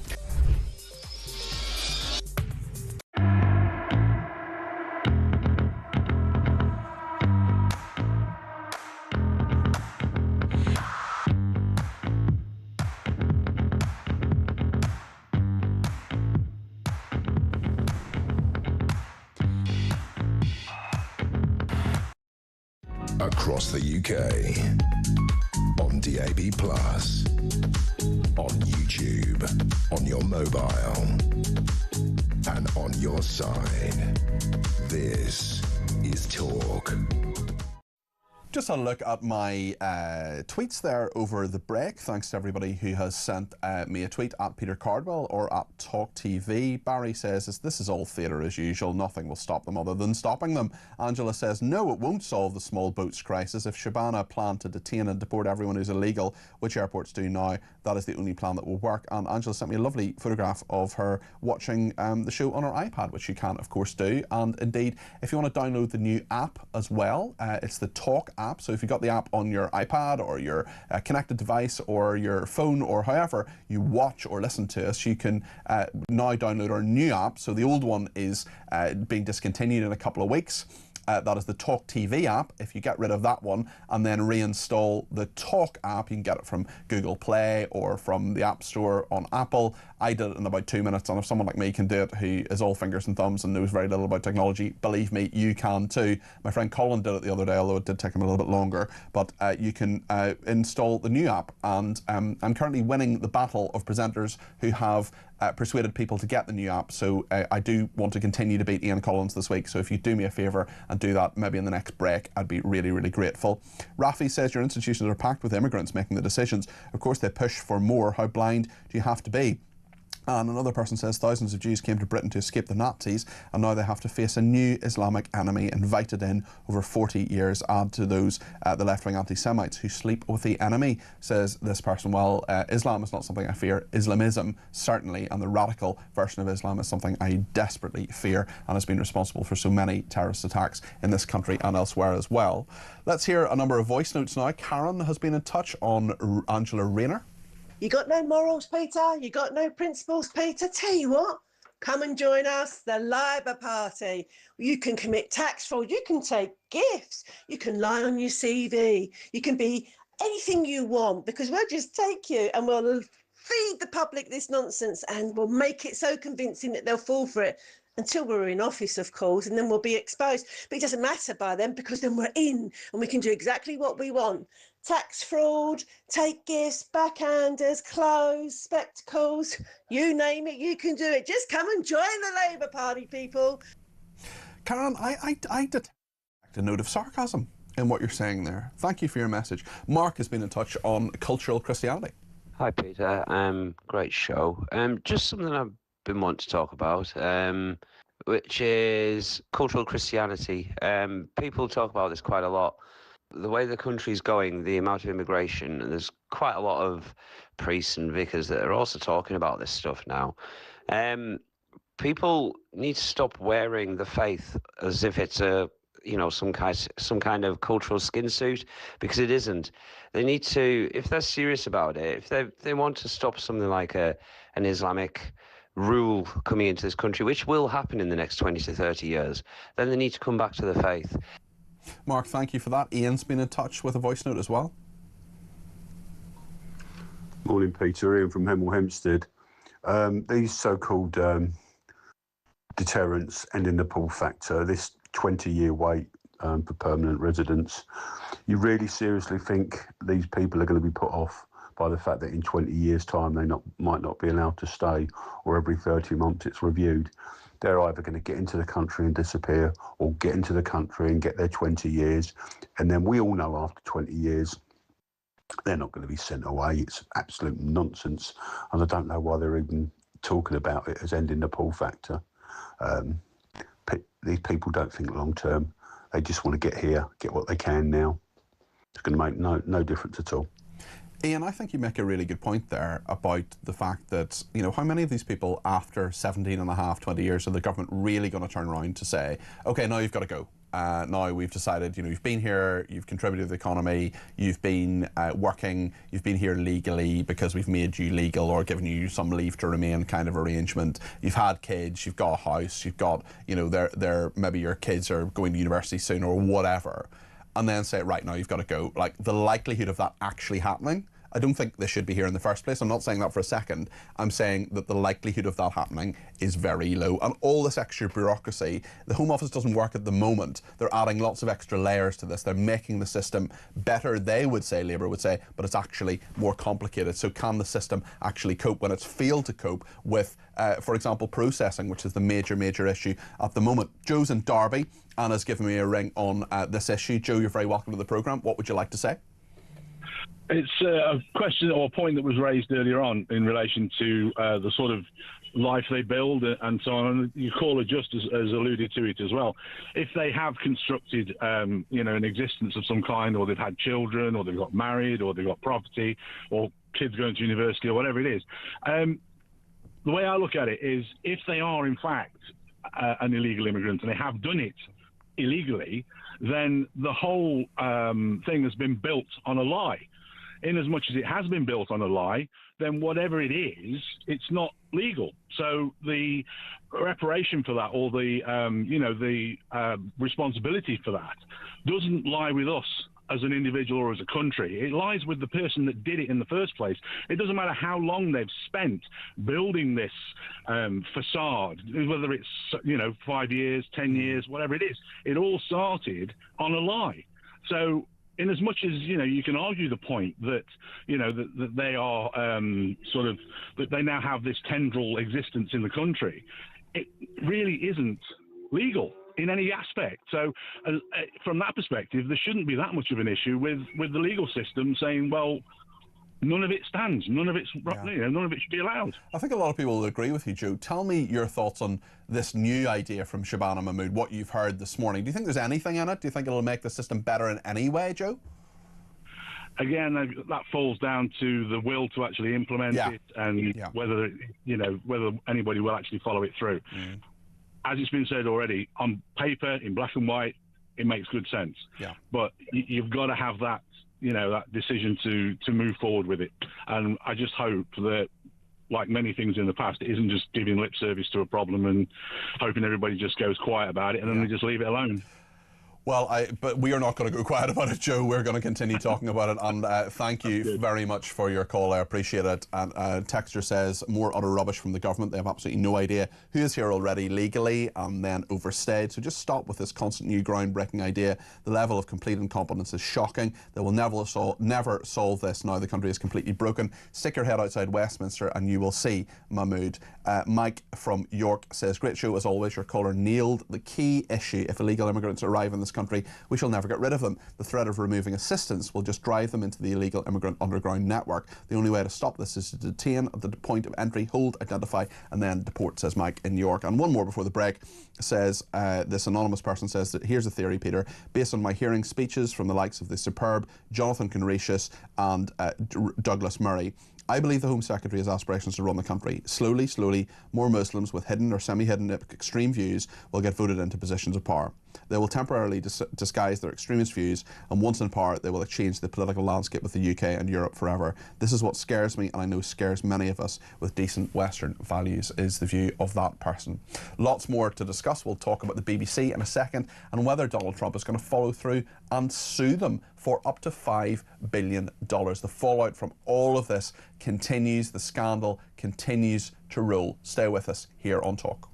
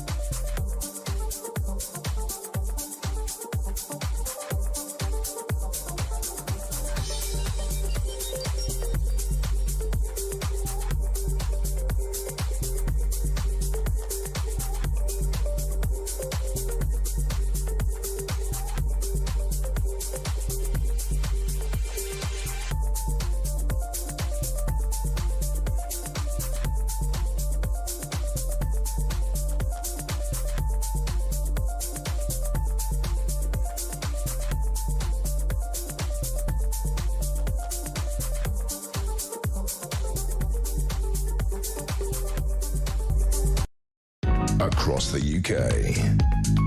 On DAB+. On YouTube. On your mobile. And on your side. This is Talk. Let's hear a voice note from Paul on the legacy bill. This is about prosecuting soldiers, mainly people who served our country during the Troubles in Northern Ireland during Operation Banner. But of course there are many other wars that legal redress could be taken from, and has been previously, Afghanistan, Iraq and others as well. But it seems to affect largely veterans from Northern Ireland. Let's hear what Paul has to say on this. Good morning, Peter. Mike Tack should be absolutely ashamed of himself with his comments regarding the legacy bill. We've already had 9 generals write to the government telling them how bad this will be. Recruitment for the Special Air Service is slowing right down, and these poor soldiers that served their country to the best of their abilities are now being thrown to the wolves by the likes of Starmer, Hermer and Sands. Mike Tack's comments are utterly disgraceful. Great show, Peter. Good morning. Paul, thank you for that, and thanks for your kind words. Just to say, if you missed my drive show the other day, I think it was Thursday, we spoke to, it could have been Wednesday actually, maybe I will check that actually. We spoke to one of those, whatever day the letter was in the Times, we spoke to one of those generals, former commander of the land forces actually, and we spoke to one of those generals. Maybe the top team behind the glass actually could just find that out, if they could find out when I spoke to that general. I'll come back to you on that, Paul, because I think it was Wednesday, but I'll check. Whatever day the letter was in the Times, I spoke to one of the generals, and he gave a really, really interesting and quite revealing interview on all of that, on how so many of our military veterans, the vast majority of whom served with great bravery and distinction and paved the way for the peace process that allowed me to grow up in peace and harmony in Northern Ireland largely, that they are often being persecuted and dragged from their beds. That is a major problem. It's an issue that I don't think the Conservatives properly got to grips with. Certainly when I was in the Northern Ireland office for 18 months, we didn't. It was the biggest issue that we dealt with apart from Brexit. And certainly Labour's proposals, I'm not sure, work either. Leslie has been in touch and was keen for me to ask Mike Tapp about that as well, which I did. I want to talk about the BBC now and Donald Trump, because Donald Trump has said that he wants to sue the BBC for this doctored clip, and of course there's this 19-page dossier that Michael Prescott, that this former Sunday Times editor, put together. So we'll look at that clip a little bit later on, but Donald Trump has been talking about that. I want to speak to John Mayer now, who's a former BBC producer. John, thank you for joining me in the programme. Good morning to you. Hello, Peter. Long time no see in Oxford, but soon.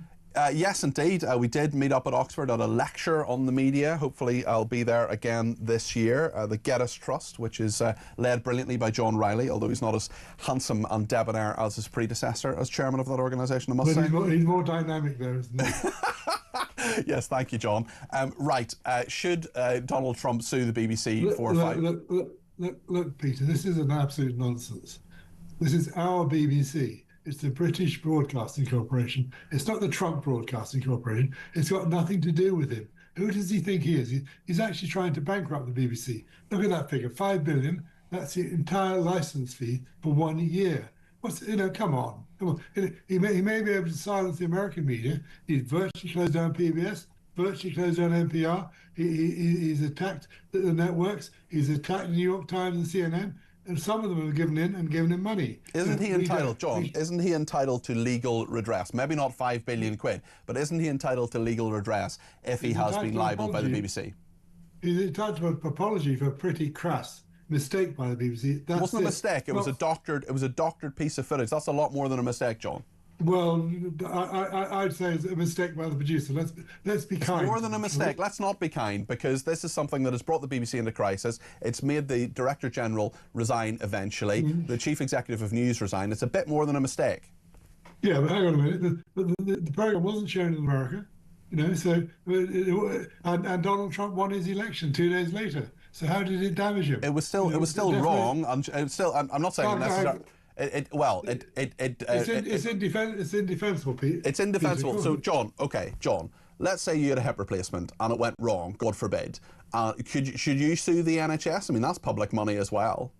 I have, but this is not a hit. This is 12 seconds of TV. Which but it's a lot more than 12 seconds of TV, John. It has had a much bigger effect than simply 12 seconds of TV, and it doesn't matter that might have been the best panorama they ever produced. 99% of it might have been a wonderful program. It matters that they doctored a clip of the President of the United States.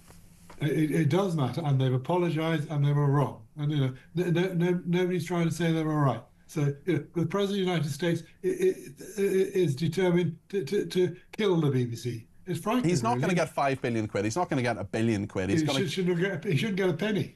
Shouldn't get a penny. He's had an apology. John, if I libelled you right now and I said something absolutely dreadful that wasn't true, you could sue me and you could sue this station, and that would be something that you would be legally entitled to do. Why should Donald Trump not have the same legal redress? Look, Donald Trump is a politician. He's a very thin-skinned politician. Anybody who criticises him, he mustn't go after them. I mean, he's just fallen out with his political best friend. What Donald Trump is a playground bully. Let's recognise that. If he wants to go to court, that's fine, because all of that will come out in the playground. I mean, what happened after that speech? Well, Trump will say he wasn't responsible for the Capitol. Somebody was. Okay, but that in a sense, that doesn't matter, actually. That's not the matter at hand. The matter at hand is the BBC doctored a clip. It changed the meaning materially of what he was saying, and he believes he is entitled to legal redress, and he can sue them either in America or here. Lots of people do that to broadcast organisations all the time. Why shouldn't the President of the United States do that if he wants to, and why shouldn't he get compensation? He can't sue them here, Peter. As you know, he's out of time here. And if you read the legal opinions, he stands precious little chance. But, he can sue them in the Florida court, perhaps. He's only just in time there.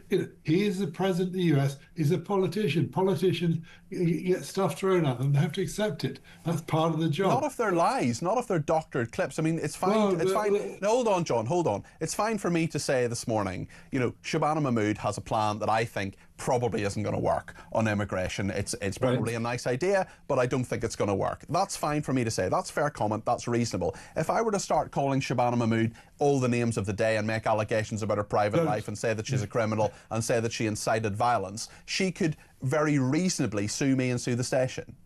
Indeed, but does the BBC need lessons in truth-telling from Donald Trump? It doesn't matter about lessons in truth-telling. It doesn't matter. That's not the matter here. And the problem is, John, as you will know, there are loads. You're a former BBC producer. I'm a former BBC producer. You have a much more distinguished record than I have in that organisation. But the point is that a lot of people see this quite simply as a lot of BBC people who don't like Donald Trump. That's what led to this in the first place, they will argue. And now when they're saying he isn't entitled to legal redress, that's part of their agenda against Donald Trump. And the point of the BBC, I'm not talking about you can say whatever you like, you can have whatever opinion you want, but in terms of the BBC, they're not impartial on Donald Trump. This has been shown time and time again. There's so much more in this dossier of 19 pages showing they're not impartial on lots of other issues as well, and the BBC doesn't get it.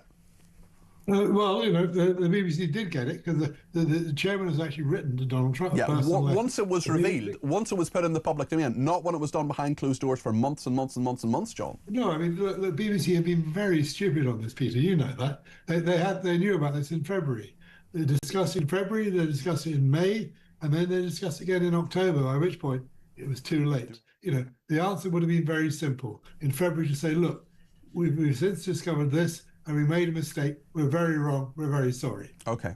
John, thank you. That's John Mayer there, who is a former BBC producer. Appreciate him joining us on the show this morning. Just to Paul, who talked about the legacy. I couldn't remember. It was Tuesday. Tuesday was the day. The top team behind the glass have checked, and on Tuesday, on Armistice Day, of course, why? Well, that should have entered my head immediately. The 11th of November. That was the day that we, of course, recognised the incredible contribution that our veterans had, just as we did last Sunday on this programme as well. And it was on Tuesday that I spoke to General Sir Chris Deverell, former commander of the UK's Joint Forces Command, on the legacy bill. So you can go back on the website, or indeed the app, if you want to download the app, the Talk app. Another appeal to delete your talkTV app and download the new app, the Talk app, put it on your phone, put it on your device, and Paul, you can watch that interview to your heart's content, and I think that might be of some interest to you. It was during Drive. I was presenting Drive between 4 and 7 and spoke to General Sir Chris Deverell. It was a very interesting interview, I thought. Lots more to come. Keep your calls, texts, tweets and voice notes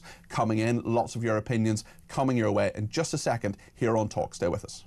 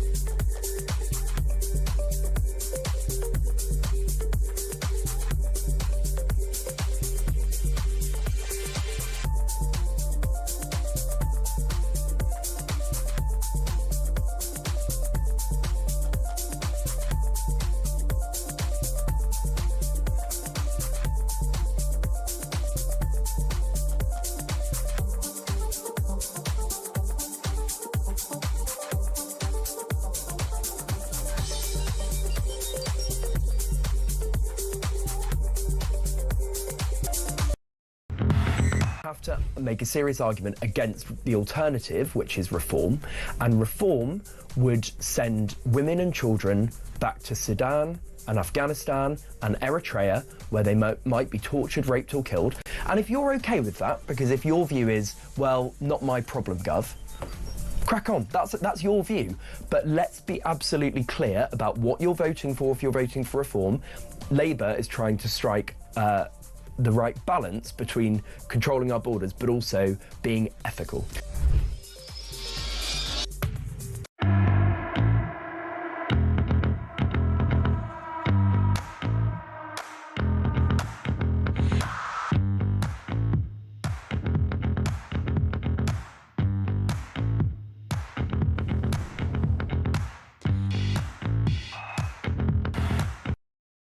Across the UK, on DAB+, on YouTube, on your mobile, and on your side. This is Talk. Thanks to everybody who has been in touch, including Paul, who says, isn't it amazing that the British government officially warns the British people not to travel to countries such as Somalia, Eritrea, Congo and many others, yet it allows thousands of unvetted men from all of these dangerous countries to stay unsupervised with no restrictions in hotels within our communities, some of them near to schools and public parks. Please explain this madness. Paul, I cannot.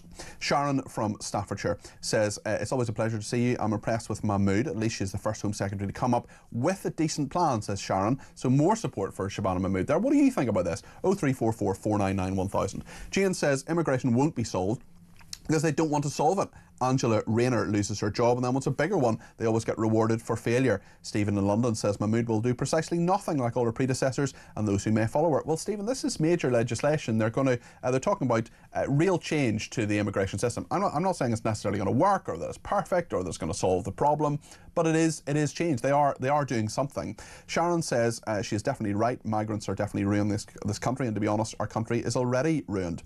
Amanda in London says, good morning, Peter. Illegal male migrants, the public's main concern is that these undocumented individuals are able to freely roam our streets. Why are they not securely detained, says Amanda. And Penny in Essex says, good morning, Peter. The BBC have to go. They're corrupt and deceitful liars. The Coral Beach disgrace, what they did to Cliff Richard, the Martin Bashir, Diana interview, Hugh Edwards, Jimmy Savile, now Donald Trump, and what hasn't come to light, they have to go. And Al in Ainsdale says, Peter, are you sure about the DNA test? You could be another of Pat Mustard's kids, says Al, referencing Father Ted there. Pat Mustard, gosh, that takes me back. Father Ted was just absolutely wonderful, wasn't it? I promise you I cried when it ended because I enjoyed it so much. It was so much part of my teenage years. Right then, let's talk to the BBC. Talk about the BBC, not talk to the BBC, talk about the BBC. Elaine is in Derbyshire and has given me a ring on 0344 499 1000. Elaine, what would you like to say? Elaine, are you there? What I wanted to say is, when you were speaking to that guest, yeah. Hello. Hi there. Keep going. Yep, I was got just you. saying, when you were speaking to that guest, Peter, I was just shaking my head. The kind of mentality is, I've never fitted up a person who I didn't think was guilty. Kind of mentality, and all these journalists that are defending this, former BBC journalists, current BBC journalists, it just shows it can't be reformed because they think, underlining it all, that because Donald Trump, they don't like his views, that they were justified. And that's the problem, because what else have they doctored that we don't know about? Well, I just think that point is, I think that's a very, very good point, Elaine. Put the thumb on the scales on because they don't agree with. Yeah, Elaine, I think that's a very good point, and I think there'll be loads of people in the BBC and elsewhere. Hold on a second, Elaine.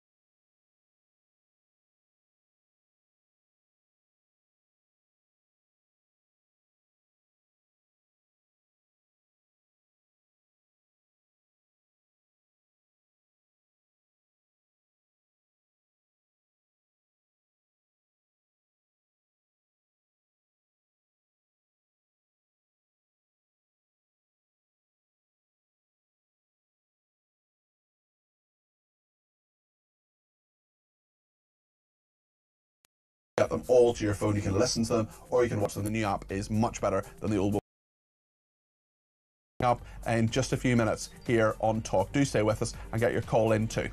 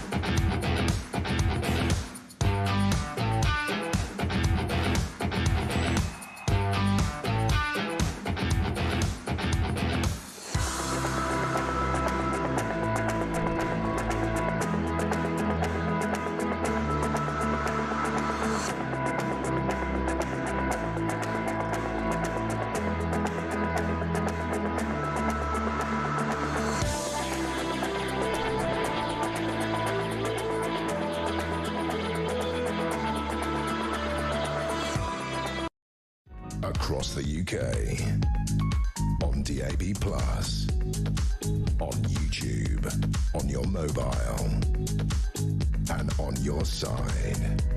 This is Talk.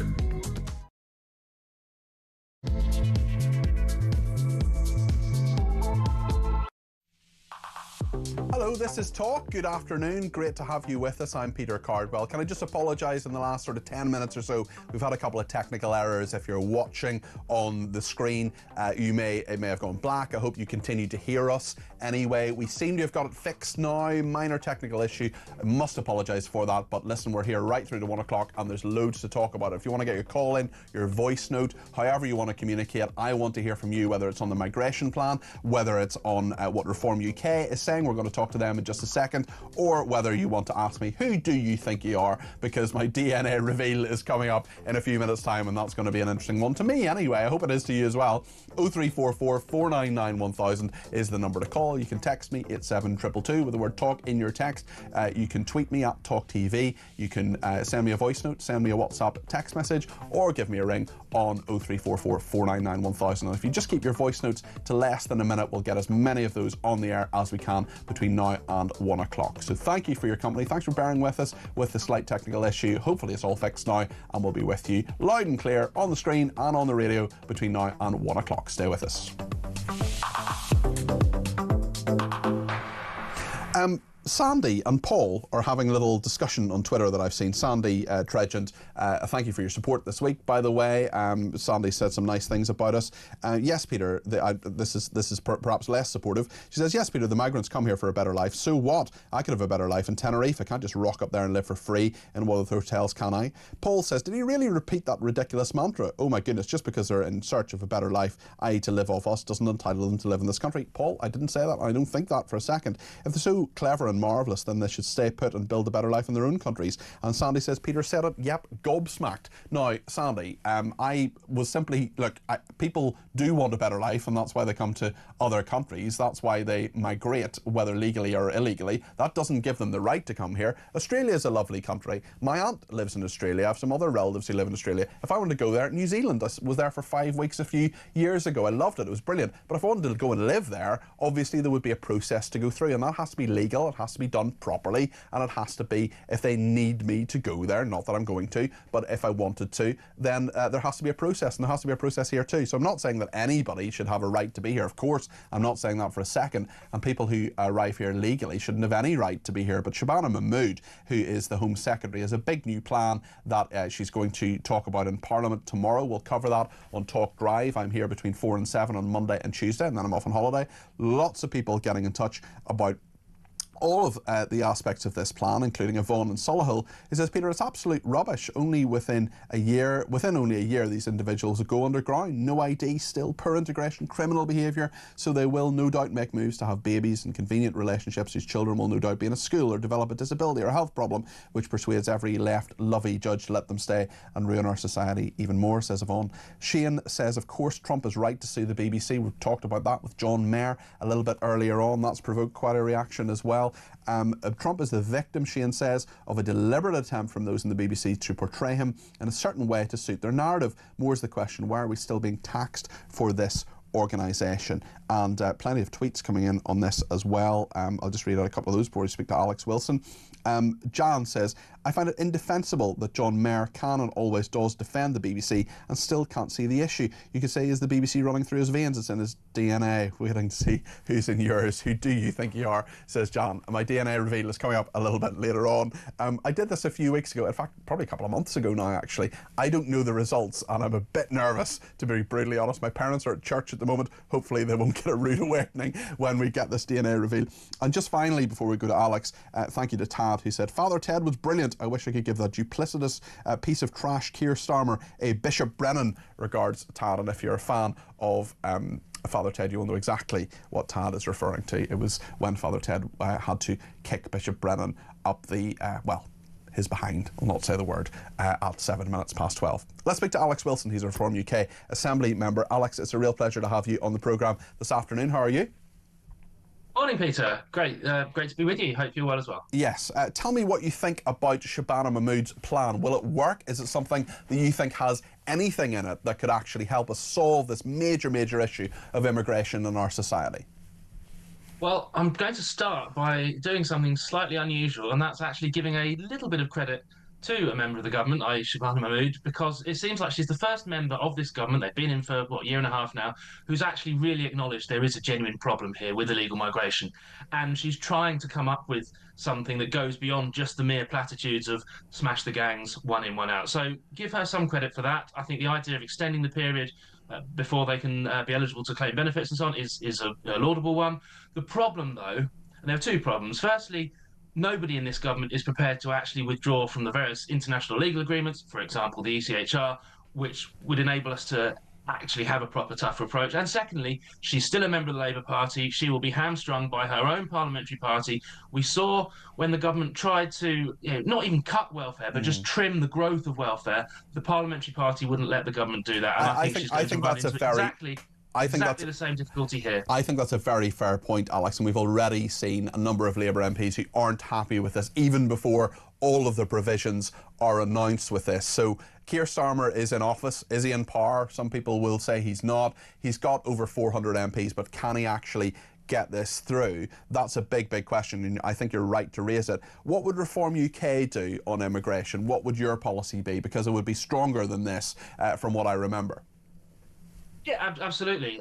We want to make it impossible for illegal migrants to end up claiming indefinite leave to remain, and then all the myriad of benefits that that opens them to. We want to be much quicker and more proactive in processing and rejecting asylum claims and deporting people. But in order to do that, we need to leave the ECHR. That's the first thing that we need to do. We also need a separate Department of Immigration or Border Security, whatever you want to call it, but a department led by people who genuinely believe in this policy, whose sole job is to defend the borders, keep us safe, and stop people from coming in and who shouldn't be here. And if they are here, it's getting them out. Because the Home Office, we've seen for so long, it simply isn't fit for purpose. The civil servants are part of that blob. They're not committed to defending the borders, and they can't be trusted to do this job. So we need, say, a new department staffed by new people who actually get it and are fully on board, and we need to have the legal flexibility to do this without being challenged in the courts every time we try and enact a new policy. The Conservatives said they would deport 150,000 people a year who are here illegally. What would Reform UK do? Well, we can talk about numbers, and I would probably be in a similar position as them. How practical is that? How practical is that, Alex? To say to someone you've been here, it will take time to ramp up, and that's why I don't want to commit to a particular number right now. But the kind of numbers that we should be talking about are game changing. But in order to make it happen, you need to have a deterrent to stop people coming in the first place, and that's why. Leaving the ECHR, and I'm delighted that the Conservatives now seem to be coming round to that point of view. Again, there's probably a large element in the Tory parliamentary party that are a bit wet, a bit woke, a bit Lib Demi, and might not be so keen on that. So let's see how Kemi gets on in getting her backbenchers to support that position. But the simple fact is the system in its current process has failed, and that's under both Conservative and Labour governments. We now have record numbers crossing the channel, more by the end of October than in the entirety of last year. Starmer talks about smashing the gangs. All he's doing is smashing the records and smashing the government's own credibility. In terms of Reform UK, what is your stance on an income tax rise? Well, this week or fortnight has been excruciating to watch. Aren't they going to do this? And that press conference where Rachel Reeves kind of rolled the pitch for breaking a significant manifesto promise, and then we find a week later, actually, no, not going to do that. No, we shouldn't be raising income tax at all. We shouldn't be raising taxes, full stop, because we need to have a dynamic economy that is growing, and you don't do that by taxing people who work and contribute and grow their own businesses. And you shouldn't be taxing people to oblivion. We saw what happened last year with the national insurance hike, and it's hit small businesses in particular. It's hit retail, it's hit hospitality, part-time workers, low-paid workers, and as it's no surprise that since that tax-raising budget, every month since then, unemployment has been rising, and we've now got the highest rate of unemployment since the pandemic. So tax rises absolutely should be off the table. We've got to be more rigorous in finding ways to save money and cut spending. Would you reduce taxes? Because we've got a situation where a number of Reform councillors who did very well at the last council election are in control of councils. They don't, to my knowledge, seem to have put down council tax just yet. The long-term aspiration has got to be to lower taxes, because it's only by having a smaller chunk of economic activity being taken by the state. But you have people in power right now, Alex. But Alex, you have people in power right now who have the power to do that and haven't done that. We do have the power to set tax rates in local authorities. The big challenge that the councils that we're running, all of which are top-tier authorities, counties or unitaries, they have a huge spending commitment in terms of adult social care, special educational needs, that kind of thing, and it's very difficult to find huge cash flow savings in there. What I would say, but the point is, Alex, hold on, Alex. Can I finish? By the end of a term, whether that's a Reform council, 4 years running a local council, or whether it's by the end of the next Parliament, if we're fortunate enough to win the general election, the level of tax that people will be paying would be lower than if another party was running that. That's what I can say right now. So what is the point? Hold on, Alex. What's the point of your Doge unit then? What's the point of your unit that within Reform UK to try and reduce some of this waste, if actually you're saying it's a bit too difficult because the adult social care commitments are too high? It's work in progress, and there are some councils. So are you going to reduce council tax in the councils you run? There are some that have found savings already. For example, Durham, by renegotiating the waste contract. There are things that can be done to make savings. The difficulty is, yes, turning that into immediate cashable savings that can deliver an immediate council tax cut this year. That's probably not going to happen. But as I say, by the end of each term of office, have you overpromised then? By the end of each term of office, the reform councils and a reform government nationally, the level of tax will be lower than if any other party took control, and that is where we're heading. It's not a great mantra to say, well, we'll be not as bad as the other guys. Well, we'll be better than the other guys, and yeah, that's what we're looking to do. And let's see where these councils go. We've got more council elections coming up this year as well. By having people elected at all levels of government, it will make that process a lot smoother, a lot easier. But it's not easy. Nothing in politics, nothing in life is easy. If it was, it wouldn't be worth trying. Alex, thank you. Alex Wilson there, Reform UK Assembly member for that party. Thank you for joining us on Talk. Today we're here right through until 1 o'clock. We'll take many more of your calls. I speak to Hazel in Hampshire. Hazel, you're very welcome to the programme. What would you like to say? I think it's immigration that you want to talk about. Yeah, it is. I think we should make it a bit more difficult in a way. But they must speak, read and write English.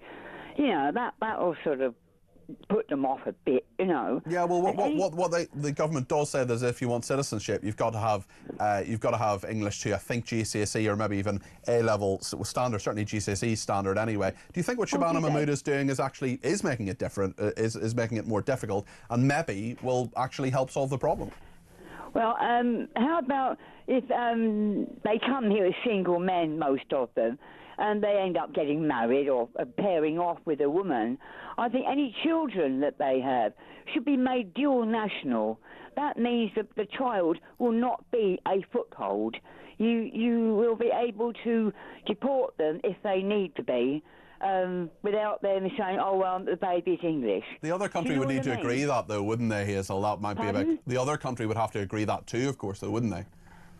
Well, I suppose so, but it's a start, isn't it? It's a deterrent. You could say, well, if you get deported, your baby will have to go with you. You can't keep it as some sort of foothold. Yeah. How about they must get a job within a year of getting permission to stay here? And they shouldn't have benefits for years and years at a time. If they can't work, then they're not contributing, and then you tell them, I'm sorry, you're not working, you're not making a contribution, we are not going to support you financially for the rest of your life, you will have to leave. Goodbye. Okay, well, thank you, Hazel. Goodbye to you. Appreciate you joining us on the programme today. Jack has given me a ring on 0344 499 1000. Jack, what would you like to say? Hello, Peter. Yeah, well, this may sound rather pessimistic, but I'm afraid it's far too late to do anything about the problem of immigration. We're 30 or 40 years too late. There are millions of people now in this country, especially Muslims, who don't share our values. Some of them do. You can't say that about every single Muslim, that they don't share our values. Look, in Islam, there is no division between church and state.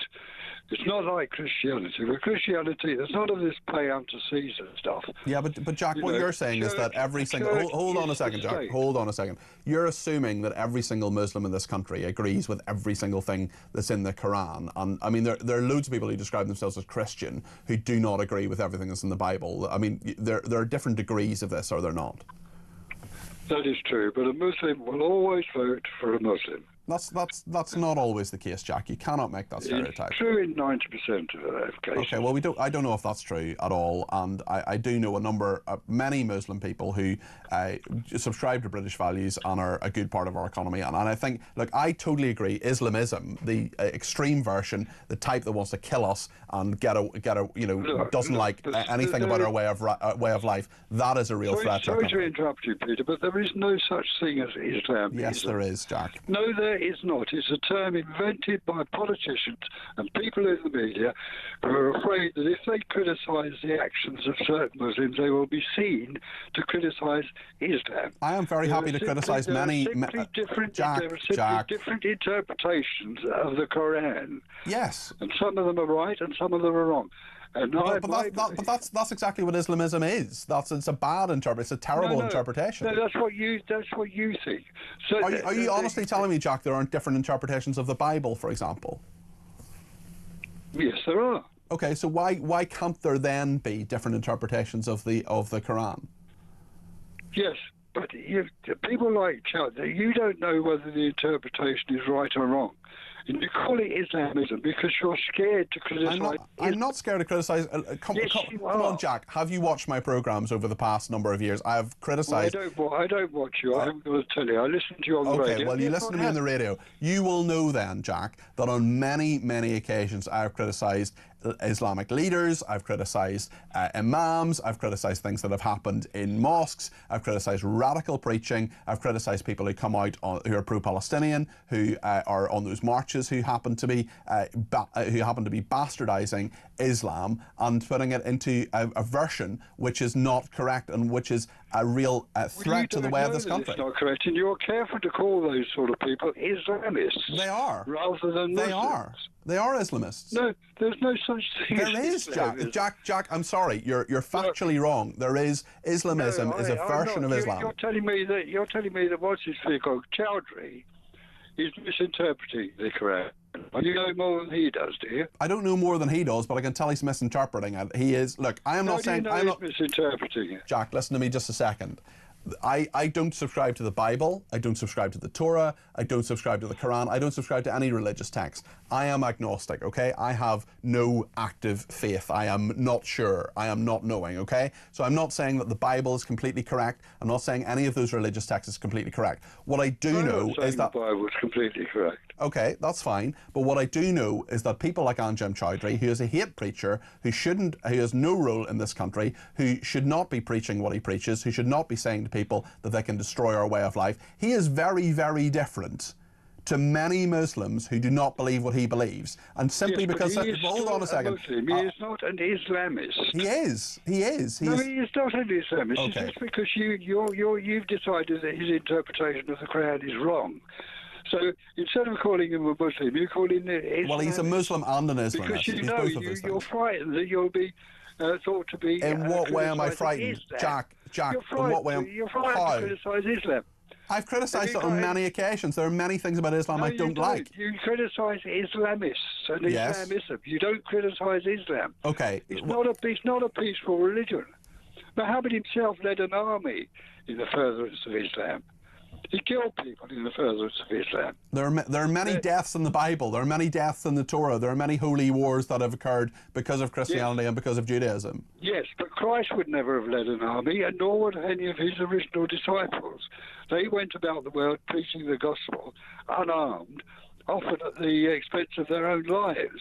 But God destroyed Sodom and Gomorrah and was a vengeful God in the Old Testament, Jack. So they were acts of God, and that was an interpretation of those events. It's not an interpretation of those events. It is in the Bible. I don't think there's too many people who don't think that God destroyed Sodom and Gomorrah and that God destroyed the world when, according to the Bible, in the flood, for example.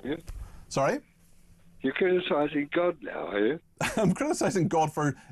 You see, you're holding God up to judgment. Look, Jack, sorry, you're just making no sense here. Look, okay, let me speak for a second. Let me speak for a second, okay? In Islam, right? I'm not talking about Islamism. In Islam itself, the Quran is highly critical of, for example, homosexuality. It says it's wrong. It says it shouldn't happen. I think that is totally wrong. I think that is outrageous and wrong, and I have no problem with gay people in our society. None whatsoever, Jack, okay? There, I've criticised the Quran for you. There's something about Islam I don't agree with. Happy enough? No, not entirely, no, but I still think you've invented this term Islam because you're fearful. Okay, well, we'll have to agree to disagree on that one, Jack, because I didn't invent the term, and the term describes a thing. You use it. Sorry? Yeah, well, I use it because it is a thing, because it's a way of describing it. It's the action of Muslims when these things occur. It's always Islamists, and never Muslims who do it. But well, yes, they are. Anybody who commits an act, they're always Islamists. Because what I don't want is for people to then say that simply all Muslims want to destroy this country, because that's not true, Jack. Do you think it's true? What? No, I don't think all Muslims. Most Muslims are probably decent people because they don't understand the Quran. I think there are many Muslims who completely understand the Quran, who reject parts of it, and who embrace British values. Yes, they reject parts, but you can't reject parts of the Quran because yes, you can. Yes, you can. There are loads of people who reject. Yes, there are loads of Muslims who reject parts of the Quran. There are loads of Christians who reject. There are loads of Christians who reject loads of parts of the Bible. Yes, well, the Bible is different because the Quran was dictated by an angel, an archangel, I think Gabriel. So you can't criticise it because it is directly the word of God. So the Bible isn't directly the word of God. Is that what you're saying? Yes, I am, because the Bible was the history. It's the history of the Jewish people. It's written by people. Jack, I don't think you're making sense here. There are loads of Christians. There are people who say they're Christian, go to church every week, who live with their partners, right? The 7th commandment says thou shalt not commit adultery, right? If you're living with your partner, you're not married to them, that's committing adultery. I'm not condemning people for that. I'm simply saying that they are rejecting part of the Bible because they don't like it and they've decided for whatever reason not to accept that part of the Bible. The Bible was not dictated by God or an angel for people to write down. Okay, it's the interpretation. All right. It's the interpretation that the Jewish writers put on their history because they believe that God was responsible for everything. I think there are many Christians who will disagree with you on that, Jack. But listen, thank you for your call. I appreciate it. I think we disagree fundamentally on a number of issues. Thank you to Jack and Kent for that. We will take more of your calls, texts, voice notes and messages after the break. Stay with us.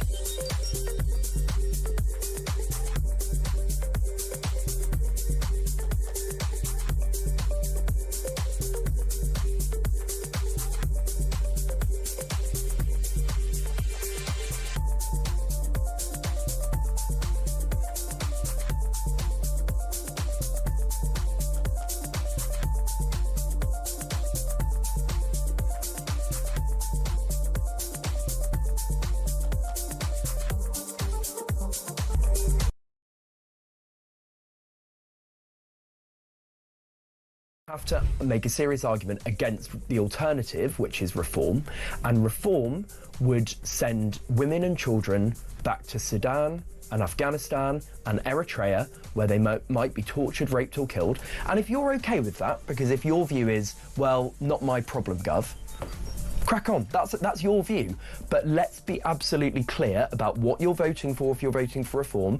Labour is trying to strike the right balance between controlling our borders but also being ethical.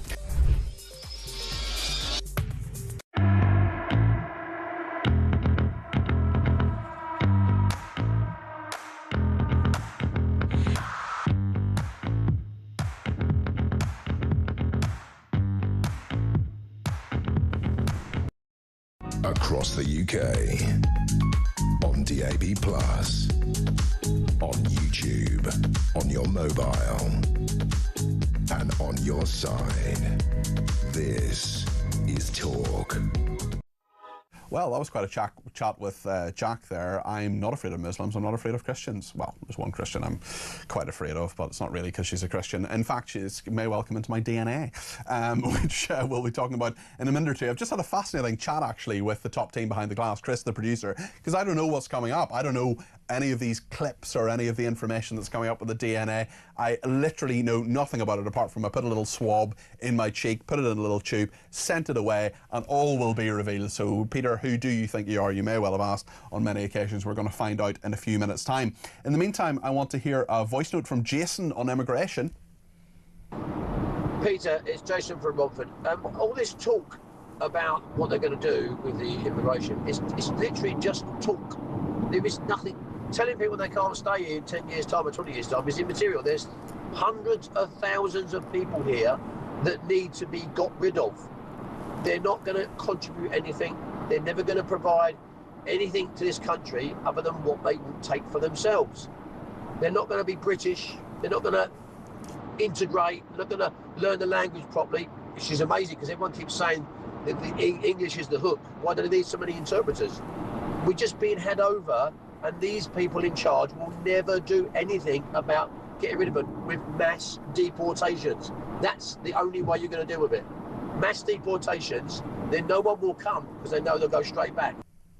Jason, thank you for that. Certainly the Conservatives want to deport 150,000 people a year. They say that if you come to this country illegally, you should never be allowed to stay here. Reform UK say the same thing. That would go a lot further than what the government is proposing. The government doesn't want to come out of the European Convention on Human Rights, but the Conservatives and Reform UK do. I think this is going to be a big, big issue at the next election. I think it may even be an issue. It doesn't affect local councils, apart from obviously they're dealing with the number of migrants who are there, but they don't have the power necessarily, as we found on a number of occasions, including with the Bell Hotel, to really do much about it. So it'll be very interesting to see what happens in the general election, the local election, and whether the budget makes provision for this as well. Apparently it's within the current spending envelope, which basically means there's no more money. Caroline's in London and has given me a ring on 0344 499 1000. Caroline, great to talk to you again. What would you like to say? Oh, great to talk to you, Peter. I'd like to make a few points, if I may, and I'd really like your opinion on it. We are being lied and gaslit for a long time. There are no smashing the gangs. The gangs don't exist, Peter.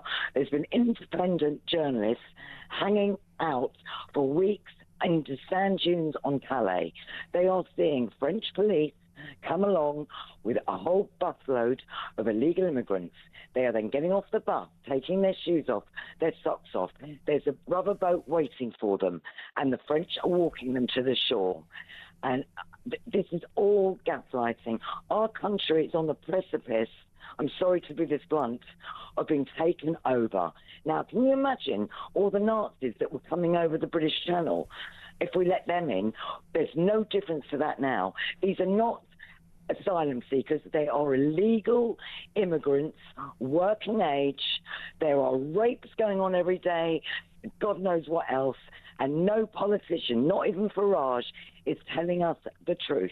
We need politicians who want to save our country. Do you think anything that Shabana Mahmood is saying today is right, Caroline? Anything at all? Is there any idea in there? Is there any little nugget? Is there anything that strikes a chord with you, Caroline? Well, let's put it this way.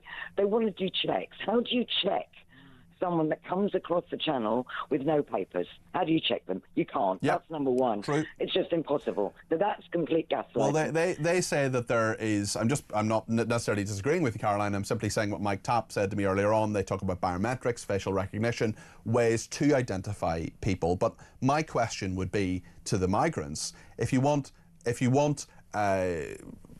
asylum, if you want to live in this country, well, why don't you just prove to us who you are, and to prove to us genuinely you're seeking asylum? Yeah, but where are they seeking asylum from? They're coming from France, or they've come from Spain. Very good point. Into France. Very good point. They are not coming from a dangerous country. And look at where they're coming from. Iraq, Eritrea, Syria, all those countries. And we know we've still got the Muslim Brotherhood in this country. Yeah, which is still not a banned organisation, Caroline, which I think is absolutely wrong. They're terrorists and should be banned, in my opinion. Caroline, we've got to leave it there, but do give me another ring. It's always good to talk to you. Susan says, I think you're being naive about Islam. Jack is pointing out that many Muslims are looking to take control of this country. I can see it happening. My small village suddenly has burqas, which is a symbol of domination and repression of women. I don't want that here, but in whole areas of the country, this is ubiquitous. This is not accepting British values. Susan, I don't think we actually disagree that much, actually. I do think that people should adopt British values. I don't know if I would ban it necessarily, because I don't want people banning all sorts of things that perhaps I would want to wear, but burqas, when I see burqas, I think that's a dreadful thing. Even when I see niqabs, it always makes me wonder, is this the woman's choice to wear that? And it may well be, but Susan, I actually don't think we're that far away, and I don't think Jack and I are that far away either. The point is there are many, many peaceful Muslims who make a big contribution to this economy, who accept British values and have no desire to take it over. There are those who do, and there are those who hate this country. There are those who want it to be an Islamic state. They're called Islamists. It is a thing. It is well recognised, and I think Jack's wrong, but I appreciate his call, and I hope we disagree disagreeably. And Susan, I actually don't think we're that far away from our thoughts on one another. If you have any other thoughts on this, you think I'm wrong, that's okay. give me a ring today, tomorrow, Tuesday, whenever you want to. 0344 499 1000. We are going to find out who exactly I think I am next, because the DNA reveal, as promised, is coming. Stay with us.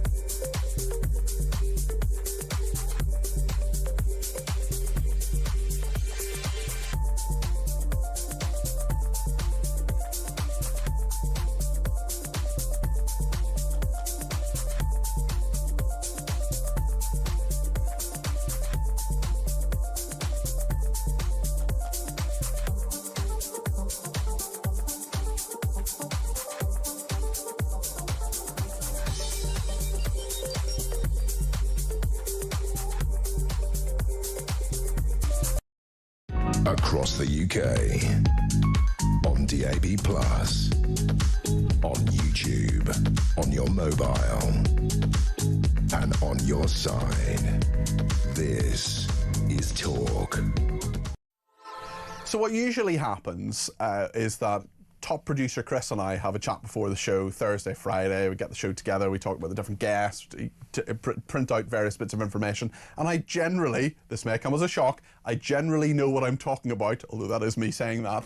You may disagree, and you may well ask the question, who do you think you are? Now we're going to answer that, because I've done a DNA test, and maybe this is a bit self-indulgent, but I think it's quite interesting, and more people are doing these DNA tests, finding out their heritage, finding out how many % they are this, that or the other. And Aaron Godfrey is the Vice President of Marketing at MyHeritage Data. I have sent him my DNA sample and he has analysed it, and literally what I have on the screen in front of me is intro, clip 1, chat, image 1, chat, clip 2, chat, clip 3. I have no idea what's about to come up. Aaron, thank you for joining me. I appreciate you first of all doing the test and also coming on the programme. Just tell us a little bit about why people have these tests done. Sure. So firstly, thanks for having me, Peter. As you said, MyHeritage is the leading destination for people to discover their family history, to uncover the amazing stories that lie in their roots. And we're pleased to help you on this journey as well, and excited for what you're going to discover. I think there's always a need. Humans want to know where they're from. They want to feel that sense of belonging. They want to discover more about themselves. And platforms like this is how you do that. You discover your family history, you uncover your ethnic origins, find some historical records. It builds this amazing picture of who you are. All right, let's start the journey. As you say, I feel like I'm on the X Factor. Let's play the first clip.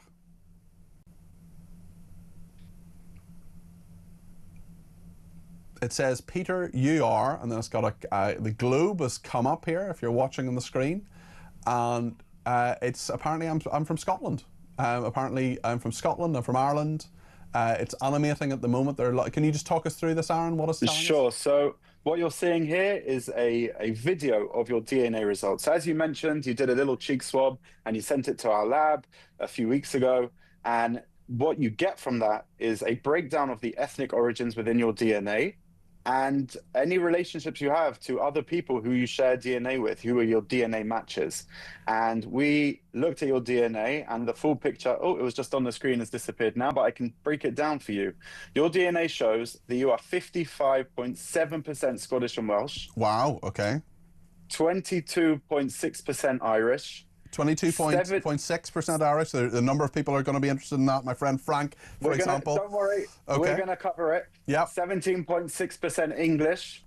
Wow, okay. And then a small percentage of Dutch, 2.2% Dutch, and 1.9% Breton. So really your DNA is very, very close. If you look at the map, very, very close together along the British Isles, touching a little bit into Europe. Now, it's really an interesting, like your DNA specifically is a very interesting look at the history of Northern Ireland itself. So the 55.7%, the Scottish and Welsh, that perfectly explains your deep roots in Northern Ireland, because there's a direct link to the Ulster plantation. So centuries ago in the 1600s, thousands of Scots settled in Northern Ireland, and your ancestors were likely among those first Ulster Scots, they were called, who came across the Irish Sea, and they're giving you this very high percentage.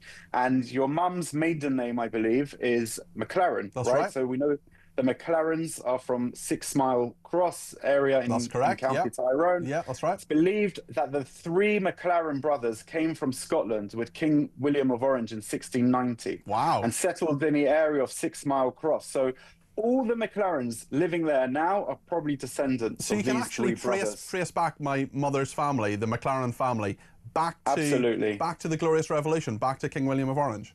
Absolutely. And we found a beautiful article in a newspaper on MyHeritage which says that the McLarens are an old Scotch family who came into Ireland with William of Nassau.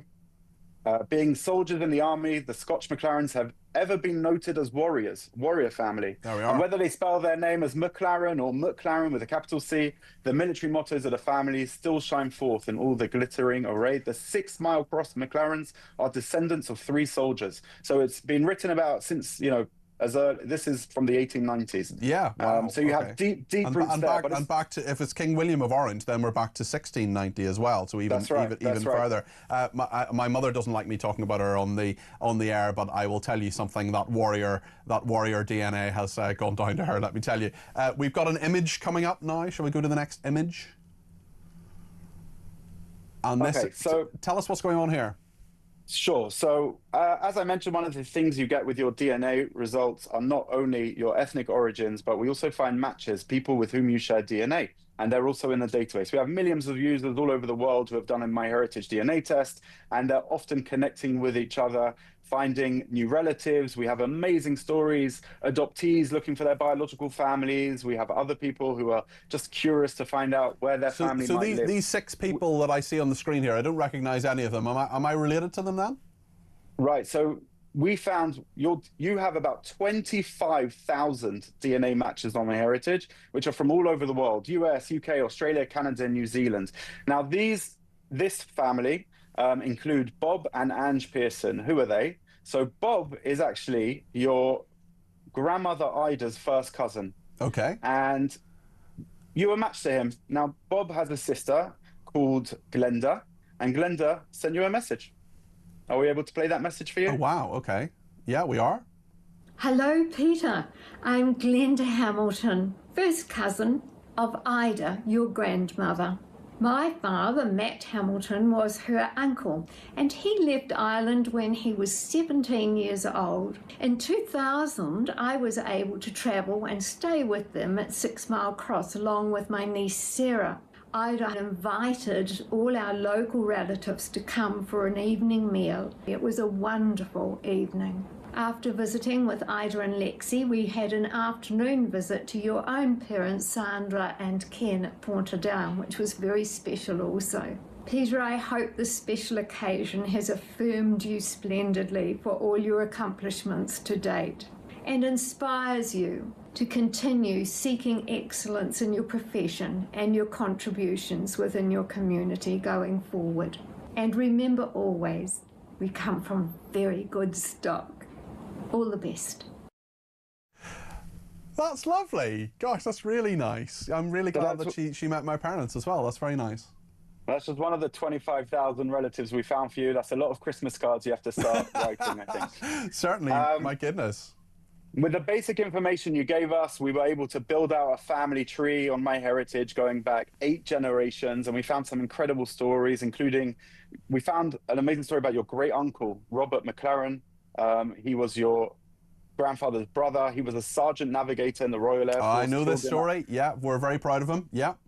Killed in action on his 2nd mission. And do you know how they were able to locate and identify him? I do know this story, but you tell me, because it's a great story.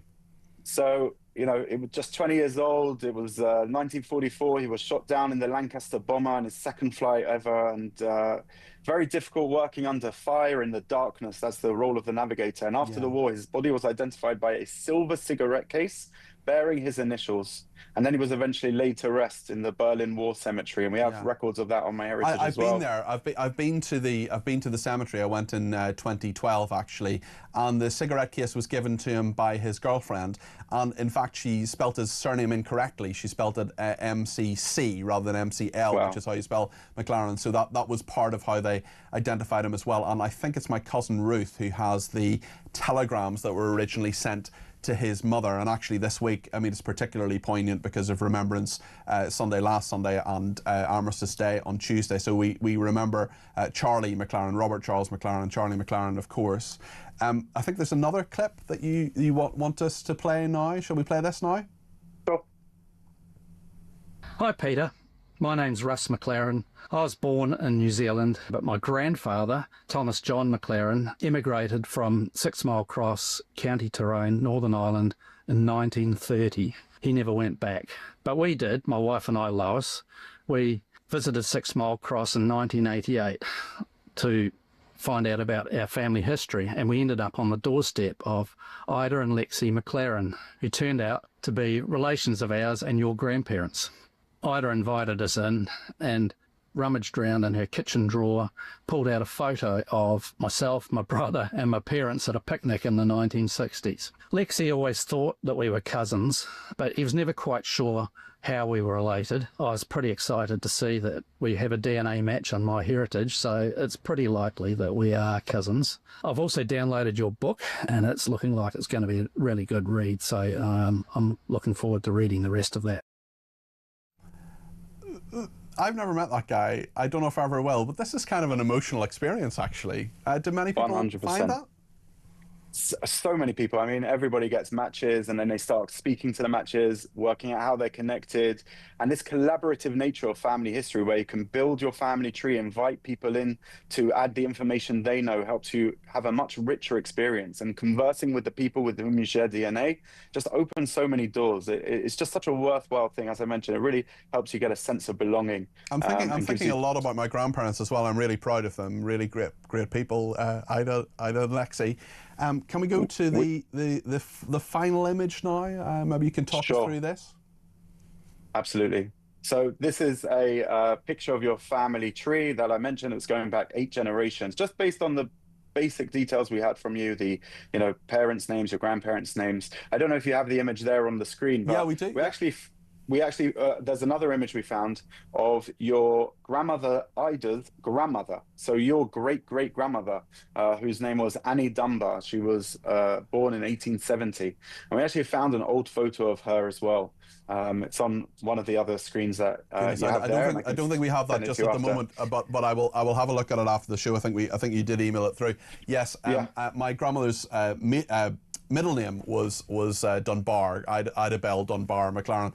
This is just fascinating. I mean, I know it's personal to me, but are there people who've kind of made friends who have connected and had all sorts of close relationships, presumably with people who may be distantly related, but with whom they have a lot more than DNA in common, I'm sure, as well.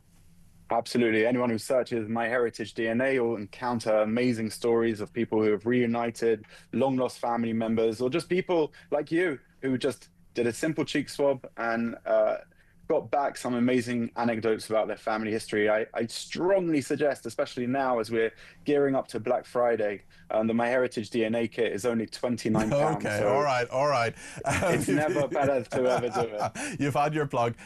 Does it ever cause any problems? Do you ever actually reveal things that you perhaps don't want to reveal? I think we always say, if you don't want the answers, don't ask the questions. And people are curious. We all share this curiosity to know our roots and know where we're from. And people just make fascinating discoveries. What about your own history? Have you done it yourself? Mine's a little bit boring, if I'm honest. It's 100% Ashkenazi Jewish, so not much, but I've uncovered some very interesting things and some old documents of my great-grandmother. some interesting relatives who I'd never found before, some articles. It even generated, I mean, I knew about this one, but I celebrated my great-grandmother's 100th birthday in Finchley in North London, and there was a picture in the local press, and it sent that to me. Now, obviously, I know about that one because I was there, but just getting these old, the system is constantly matching to the billions of records and just giving you interesting information about your relatives. So there's so much to discover. It's an amazing hobby. And just a final question. We talked a lot about the McLarens. What about the Cardwells? Where are they from? Are they Ulster, plantation of Ulster as well? Do we know? Well, that's for the second segment we'll come back for. No, we'll have to dive more into that one, I'm afraid. Okay. Aaron, thank you very much indeed. That's Aaron Godfrey there, as the Vice President of Marketing at MyHeritage DNA. I find that fascinating. I hope you did too. There was lots about my family in there I didn't know, and of course lots of relatives you don't know. And I was, to be honest, a little bit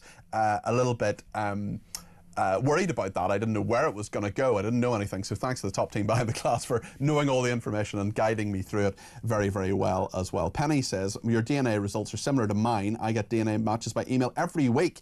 Fascinating, says Penny. Michelle says, fantastic. Really enjoyed seeing this DNA testing. I hope you make new connections. I'm blown away. Haley says, I'm definitely seeing a likeness with Aaron, the DNA guy. I lovely to get that message from your lost relative. That must have been fabulous for you. It really was. And actually hearing people who connected even in a way that I didn't know about before with my grandparents, I was really, really proud of them. Ida and Lexi McLaren, really proud to come and to be a McLaren. I know I'm a Cardwell, but I'm a McLaren as well. And they were people who were incredibly hospitable, kind people who took in, random people turned up from New Zealand on the doorstep and they said, come in and have a look around and have a cup of tea and have a chat. And that's just the kind of people they both were. I'm really, really proud of them, proud of my whole family.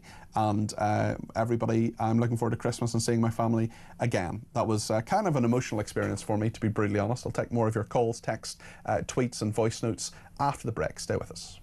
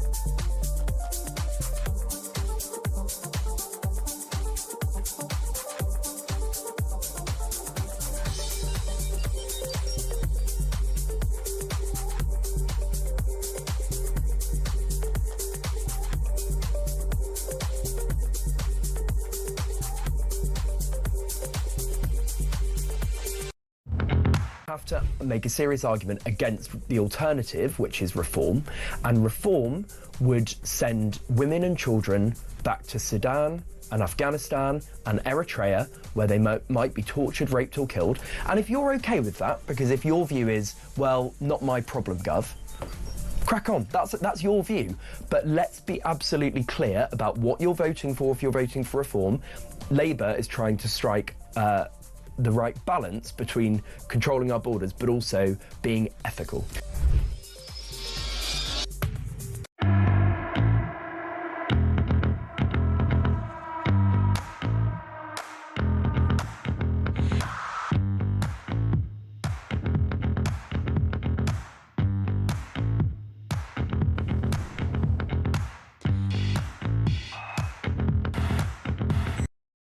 Across the UK, on DAB+,